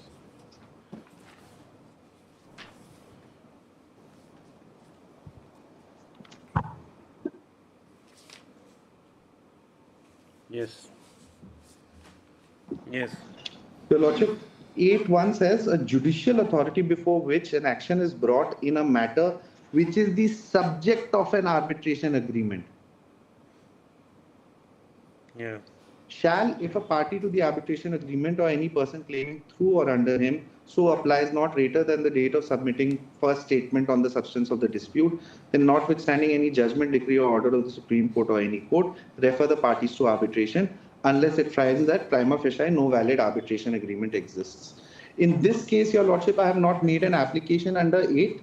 I am only bringing to Your Lordship's notice Section 8 because it provides a bar that once there is an arbitration clause, then the judicial authority is bound to refer the matter to the arbitration. In this case, because the claim is time barred, even the arbitration remedy does not exist in the present case. And if at all the remedy has to be taken by the petitioner, that is in accordance with law, because Section 11 is also time barred today. Yes. And Your Lordship knows Section 5, which says least judicial interference in arbitration matters, because it's been the consistent position that writ courts will not ordinarily enter into the arena where the contract prescribes a specific dispute resolution mechanism.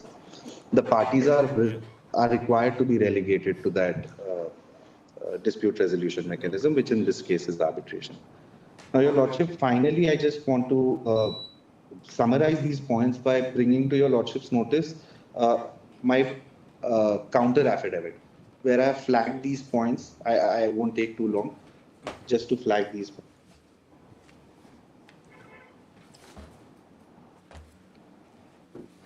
Yes. Your Lordship will straight away come to para 10.1 at page 5. 10.1. Yes. Yes. Para 10.1. The first point. Yes, para 10.1, the writ petition is not maintainable. A, writ petition is not maintainable in commercial matters. 1 to 6. And then I have given all the... Okay, sorry, I was reading the earlier affidavit. There's two Yes. affidavits. Okay, the two affidavits, Malas, they'd withdrawn the first affidavit. Okay. Page 5. So, where's 10.1? It's just 6.1 at page 4. These are judgments? Yes, Your Lordship, these are judgments. I have filed two affidavits. I have not withdrawn the first affidavit. You have withdrawn That's it very incorrect. specifically. He has withdrawn. It was withdrawn. It I has will- very specifically been withdrawn because they had denied documents which are on record. And after it fell from the 10.1 is from the earlier withdrawn affidavit, yes. That's been withdrawn. But the point of law remains, writ petition, you can argue that Yes, point. Your Lordship, not Your Lordship is maintainable in right. commercial matters, yes. Correct. Now That's you can at come page to 4. the second apologize. affidavit at 6.1. Same point Yes, you made there. page 4, 6.1. I apologize. So that point, Your Lordship, I need not detain the court. The judgments are there in my counter affidavit and the relevant excerpts are also pointed out. Point number B is regarding alternative remedy of arbitration, which is at page 9. Yes. On B, I'll just request my learned friend, Ms. Colony, to just hand over a recent judgment of the Honorable Calcutta High Court, which came after filing of the counter affidavit.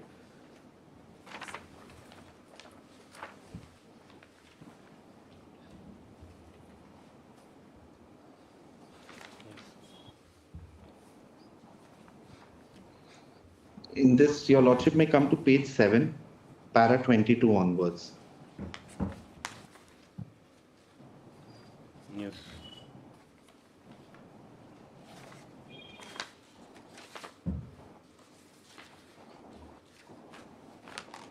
Yes. Para 22. 21. However, the Supreme Court has never laid down that in any and every case where there is an existence of an alternative remedy, the writ jurisdiction can be invoked despite such remedy as a matter of rule, which would be tantamount to erasing such alternative remedy from statute books. One such important part, para 21 at page 7. 7, my lord. Okay. Page 7, para 21. Yes, okay, Starting from 21, yes. You said 22, yes, My okay. apologies. Yes. And 22. One such important bar to the interference of the writ court is where disputed questions of fact arise between the parties. Even in the judgment cited by the petitioner, it is found that a writ court may interfere in money claims or contractual cases or otherwise, even though the contract is not statutory, subject to the satisfaction of the above window of interference. In the present case, there is nothing palpable on the face of the materials to indicate that there was any patent arbitrariness, unreasonableness, or malafide or existence of such like ground for calling for such interference by this court. Now, your lordship may come to paragraph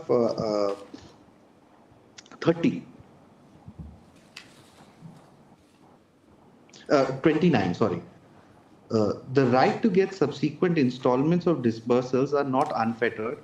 Clause 4.1.2 of the MOU, strongly relied upon by the writ petitioners, itself provides the timely release of financial grants are to be as per prescribed service standards and operational norms which are provided in the MOU as well as the SOP. In view of serious allegations of contravention of the said provisions by the petitioner, it would not be prudent for the writ court by the stroke of a pen to issue a rule of mandamus, which is a prerogative writ, against the respondents without entering into the factual disputes involved. By their very nature, the allegations, defenses, and counter allegations by the parties called for a detailed adjudication upon an elaborate factual assessment of materials and evidence, which is entirely beyond the domain of the writ court. And there are several orders of your lordship also where your lordship has declined to invoke the to allow parties to invoke the writ jurisdiction in such cases. And finally, in point C, this is repetition in that sense, which is that of disputed questions of fact. So these are my three preliminary objections to the writ petition. And on merits, I have indicated to your lordships that one, the minutes do not constitute an admission. And in fact, in the present case, there is no number, there is no ascertainment of the amounts in those minutes. And there is an accord on satisfaction on behalf of the petitioners by a subsequent letter. So on merits also, it was my endeavor to satisfy your lordship's conscience before, if your lordship were to foreclose their right by way of writ remedy, then your lordship's conscience should also be satisfied that at least this is not a case where the person is getting the short straw. They have had their opportunity. Yes. Okay. So those are my respectful submission for your lordship. Mr. Paul, quick things, because I had also, this matter was argued at length quite some time back. I had also forgotten. Three things, minutes. There is no denial by them insofar as the affidavit is concerned, Millets, regarding payment. On the merits, Millets, there is nothing. Your lordships have just seen the affidavit. It's a preliminary affidavit raising the objections. So at no point of time, Millets, they deny that there is an existing claim which has not been satisfied by them. Yes. So if we are at the threshold of Millets, testing this writ petition on the grounds of maintainability, Millets, two things that emerged, if I remember correctly, from the earlier hearings that were there before your lordships, because on two occasions this matter was part heard. And what was coming forth was, Millets, that arbitration will per se not come in, because, Millets, there is an admission on their part that yes, some amount is due. Now the judgment that my learned friend had just referred, Millets, just now, where's the judgment? He noted down just now. 2009 1 SCC, Millets, para 14, which my learned friend read out. Those talk of internal notes. Page 273 of this writ petition, Millets, is not an internal note. Your lordships may kindly come back to page 273, page 573.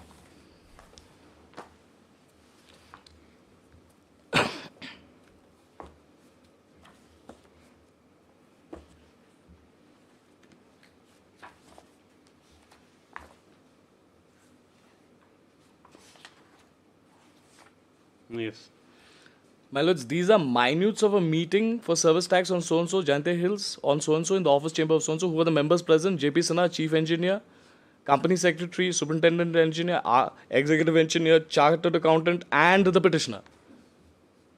So for resolution of a dispute, my lords, both parties are called, and there are some decisions taken. So these are not minutes for some other officer to consume. Which other officer is to consume? Yes. We cannot wish it away, my lords. You call me for a meeting in your office. Yes. Yes. And then, my lord, some kind of a decision is taken. That's part one. So that aspect of, my lords, that this is a file noting may not be correct in the facts of the matter. That's number one.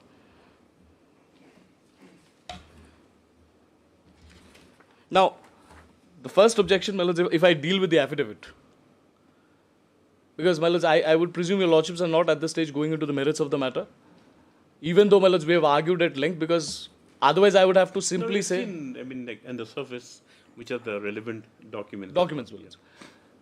Because my difficulty is, my lords, there is no denial. If there is no denial, my lords, I would have to press before your lordships that there is admission. Yes. Because they chose not to file a detailed reply on the merits of the matter. And this is the second time that they filed an affidavit. Yes. The first affidavit, my lords, in this context becomes very relevant. Because what is the stance of the corporation in respect of that letter of 573, my lords?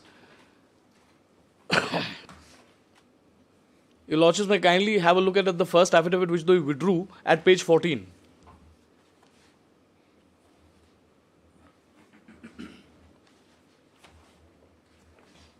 Yes. The lordships would have seen, my lords? Yes. The contents of the corresponding paragraphs are vehemently denied as being false, frivolous and vexatious. The description of the meetings in the corresponding paragraphs are denied as false and fabricated. Yes. So in the first instance, my lord, what they sought to do before your lordships is deny everything. No, this meeting never happened. I have fabricated this document. Yes. When, my lords, they were confronted with their records, that is when they chose to withdraw this affidavit and file a fresh affidavit. Now, in the fresh affidavit, my lords, how do they respond to these paragraphs? Your lordships would kindly have to see how do they respond to these paragraphs. Go back to that affidavit, give me the relevant paragraphs. My lords, this meeting that we are talking about is dated 26/8/2014. 8/2014. Your lordships would find mention of that at paragraph 16 of my writ petition. Okay, yes. How has paragraph 16 been dealt with in this affidavit, my lords?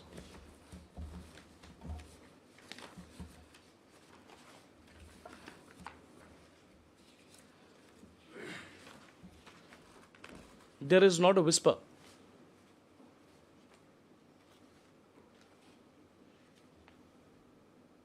There is not a whisper in this affidavit, except for para 20 where they say we will file a detailed affidavit.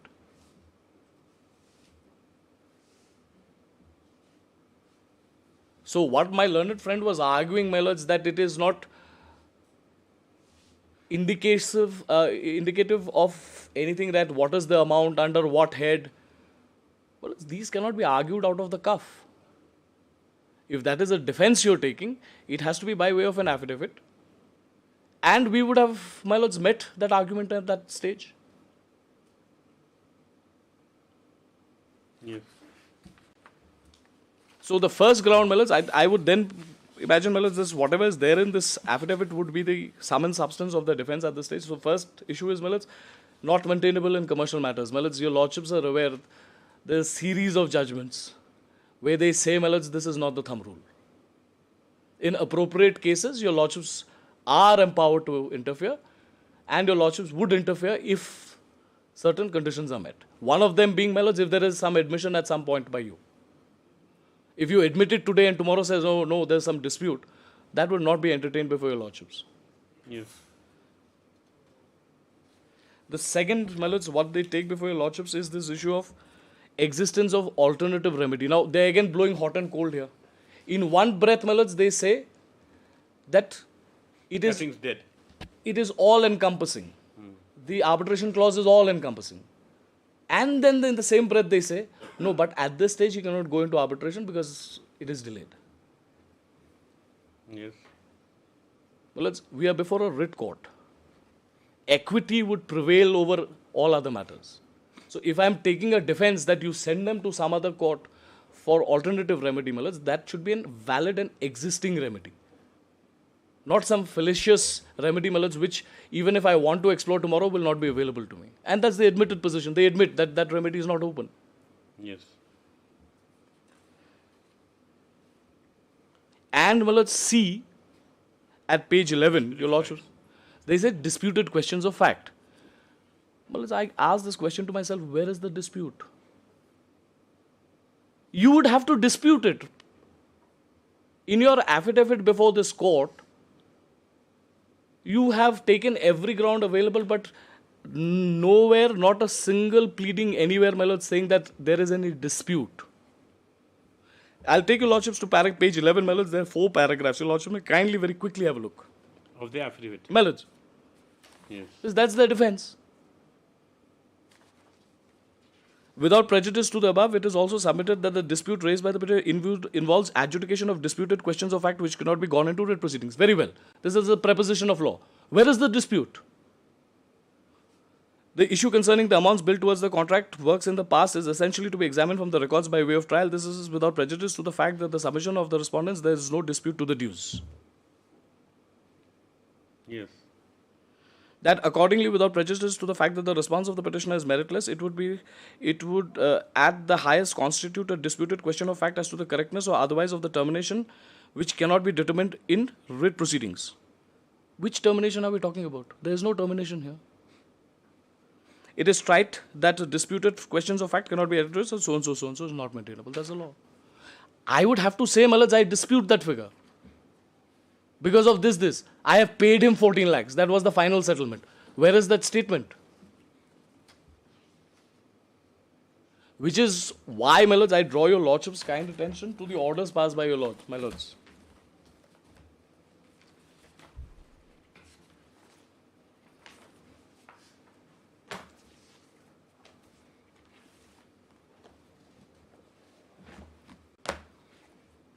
Yes, which order?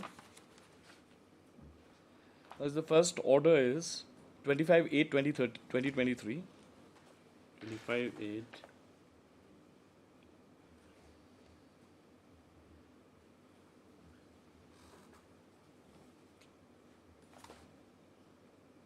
I think it should read, my lords, 26/8/2014, not 28/8.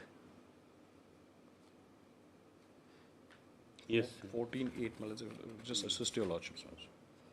Yes.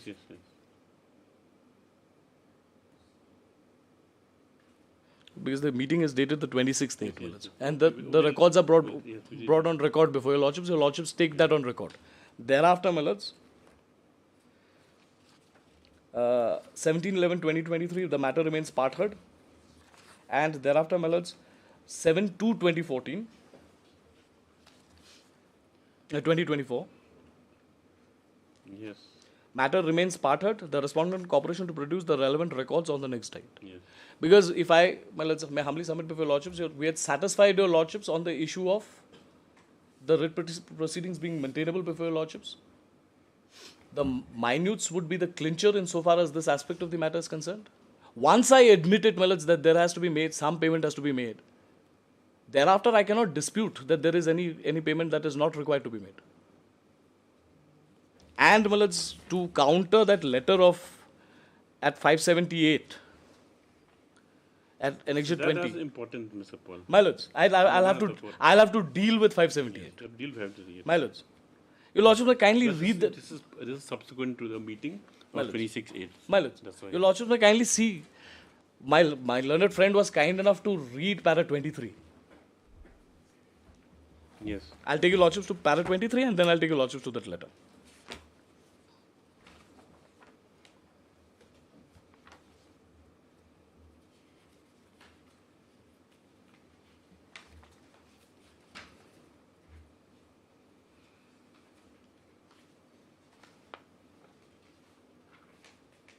At para 19, my lords, page 13, para 19. This is where we exhibit that letter, we annex that letter before your lordship.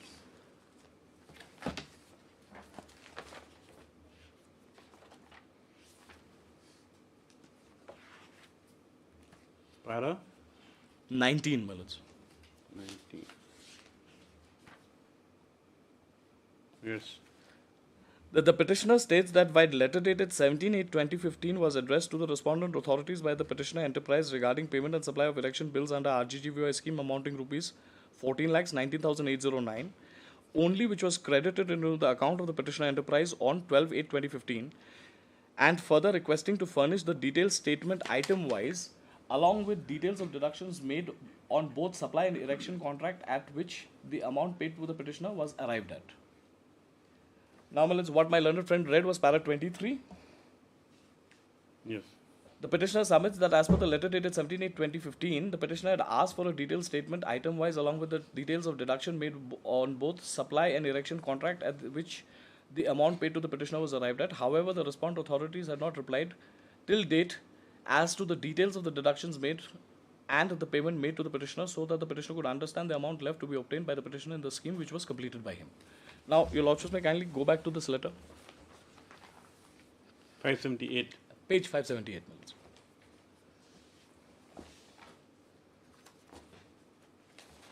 Yes. The body of the letter, my lords, is more important. Final supply. But I'll come to the subject first, later, and then I'll have to deal with the body and then come to the subject, because the subject would have to be read in context of the body. They cannot be separated.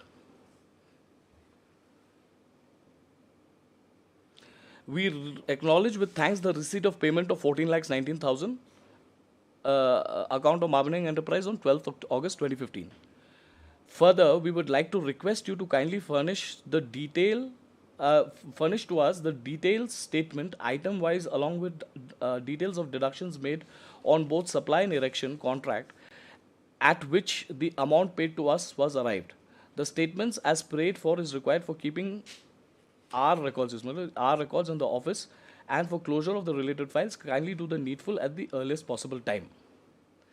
Now, my lords, this would have to be read in context of final payment. Now, my lords, if there is a final payment, because the admitted position is there was some payment made prior to that meeting, a final payment is due. So, any correspondence with the authorities would be in respect of final payment, my lords. Nothing more than that can be read into this letter. Because had it simply said, my lords, had the letter simply said that we acknowledge full and final payment, matter ends there.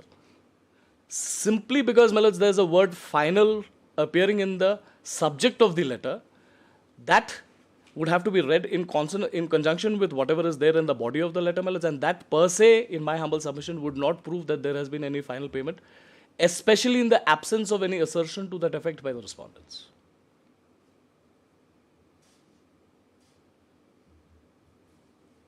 Okay. Yes.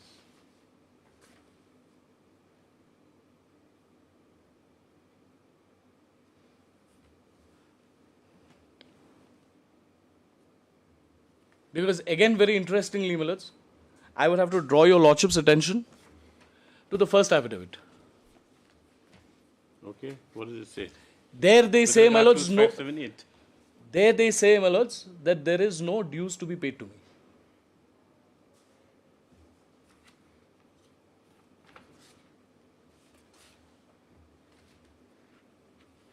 My pleadings with regard to this payment, my lords. What did they say to the para 19 in the affidavit? That's exactly, my lords, what I wanted to take your lordships to. The contents, I'll start from para 17, my lords. Your lordships will find it at page 14.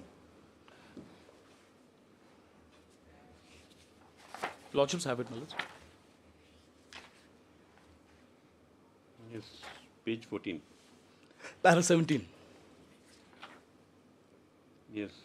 The contents of the corresponding paragraphs are vehemently denied as false, frivolous, vexatious. No dues are payable to the petitioner by the respondent. So there's an assertion here.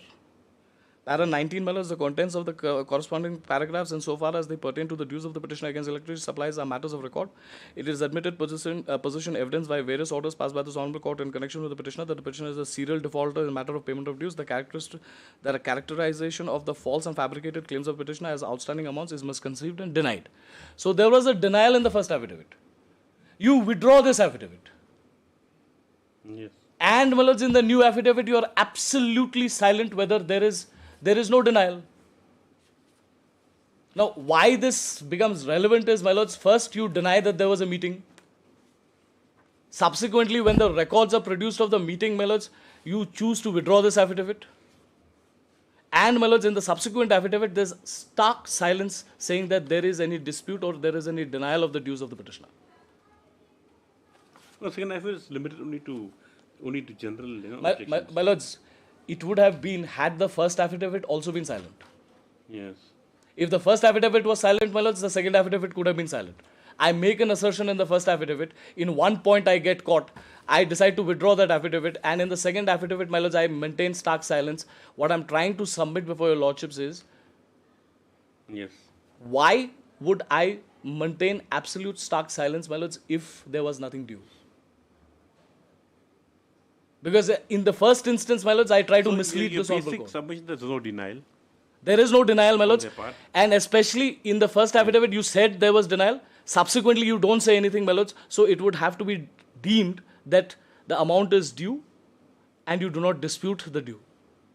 By the affidavit. My lords. Yes. So if we are before a court of equity, my lords, and your lordships are exercising equitable jurisdiction,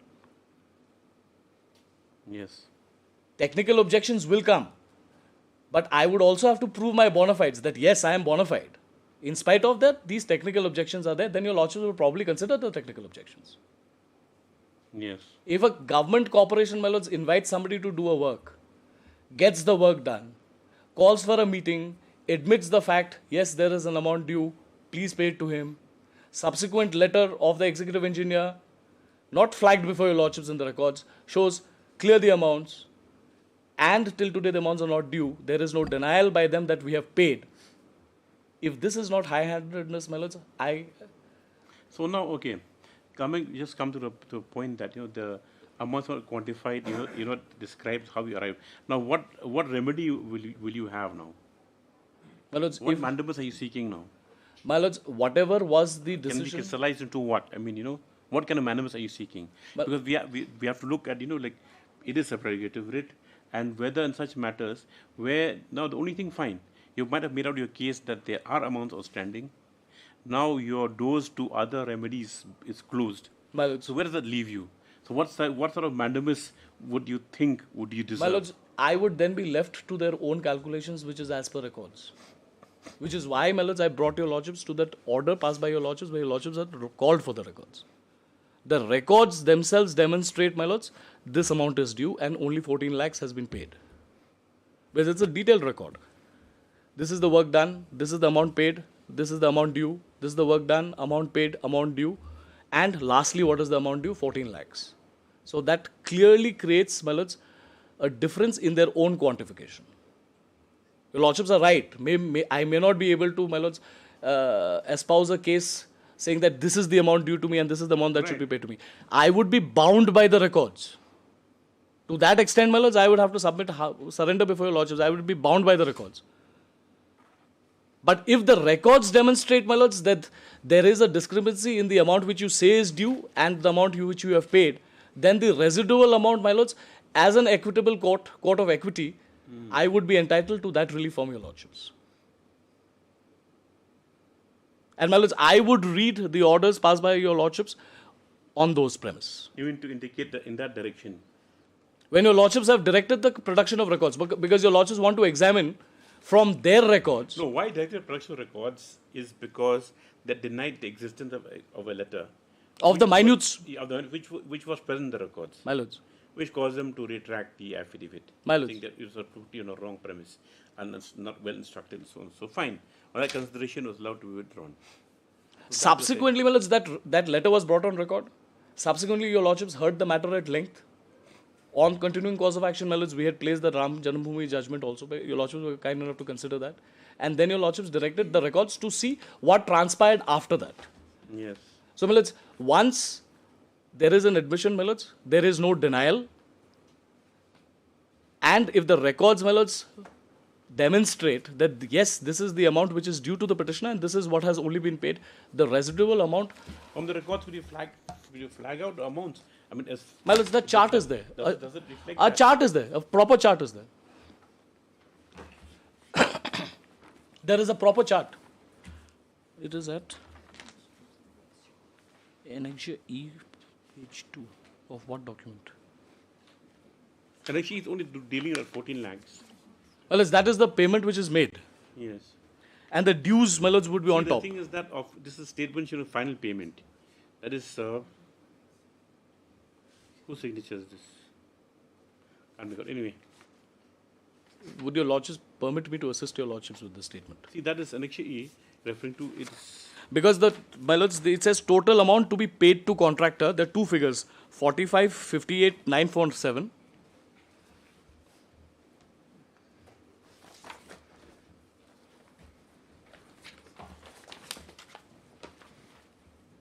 My lords, this is what we are referring to.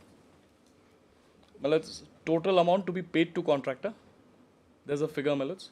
Total amount due to contractor. That's at which page of the records? But this is page 2. This is that very table that my lords were referring to. Yes.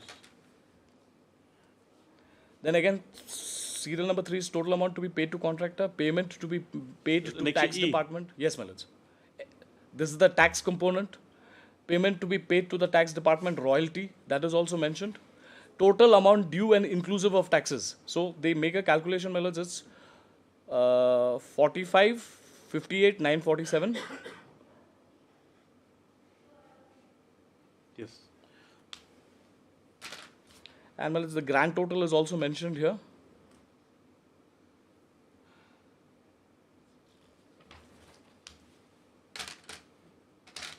My lords, as a matter of fact, the grand total after a competition is written in hand. It says total amount to be paid 141. Forest royalty 66, income tax so and so, total amount is 243, 24 lakhs 32,650, passed for so and so, and pay for rupees 14 lakhs so and so only. So it is part of the record here, Malaj.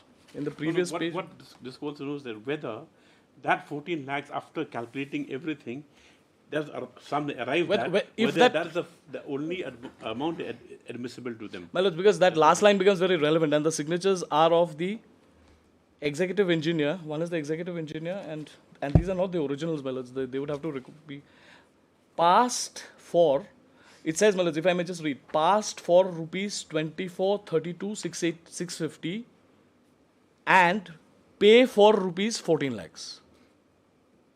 So a bill is passed for 24 lakhs and paid is 14 lakhs. That's on page 2. And page 3, again it says the same thing, Malaj, passed for 24 lakhs and paid 14 lakhs. Yes. We'll have a look at that. You look at that also, Ms. Kolni. If you have anything to say contra to what the senior counsel is saying. Only one point, because I've gone through those records. Yes. This is an extremely strange case where the claimant doesn't know the claim. The claimant is coming to your lordships with a prayer of in excess of 2 crores. And from the records that are before your lordship, where the noting in fact says that pay 14. That is what the claim is now being made of 24. This document referred to is in fact a document which connotes that final settlement has been done. That's the only thing. And whether that is clear in my respectful submission from their letter. And your lordship, if this was in fact a civil proceeding, then these documents would have either been obtained through interrogatories, discoveries would have been sought, these documents would have come on record, I would have had the right to cross-examine the person, they would have to lead evidence. They would have to plead. We are aware of that. Yes. But we are not on a civil proceeding, Malaj. See, the court's trying to look at from another angle is that as it is, they're remedialist. Now, whether there's any, what do you call it? Something palpable, Malaj. Something palpable, or maybe this from could, light in the corner, which, because one thing that disturbs the court is that whatever it might be, whatever the dispute might be, 2015 is like a watershed period. But after that, there's no explanation as to what happened in the 7 years thereafter. Only if I may say so, with utmost respect, the only difficulty that this would create is that in any time-barred claim, the claimant is remediless. The Limitation Act will bar a claim which is beyond the period of limitation. Section 3 says that. So in all such cases, writ petitions will be filed, portraying themselves to be remediless. One thing, Mr. Sahai, is that we're looking to angle of to make a repression maintainable, that whether whatever has been occasioned because of arbitrary action of the part of the respondents. You know, some act, like you That say, also okay, must be demonstrated by the... without jurisdiction, when it's arbitrary, you know, notwithstanding any other, limitations that may be there. I see that, Your Lordship, but that also must be something that must be borne out from the writ petition. Must be the shocking. writ petition doesn't say anything. It doesn't say anything. It puts 1 minute of the meeting and their own letter. So today this court is having to go on an entire roving exercise to find out what is the claim of the claimant, when the claimant himself cannot say on affidavit what my claim is. Which has not been helped by the respondents. Well, they were the custodian of the records. I think they would have done a better job filing a detailed affidavit, which they chose not to file for reasons obvious. You want to file a detailed affidavit? No, Your Lordship, because I'm under instructions to press the preliminary objections. We will close it. As The e-waste that we flagged it. Well, it's that I have. That's the yellow flag, Melons. Yes. And we just mark it on top. Page 2.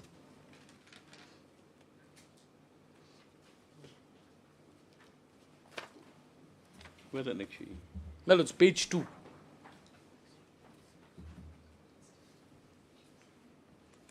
Oh.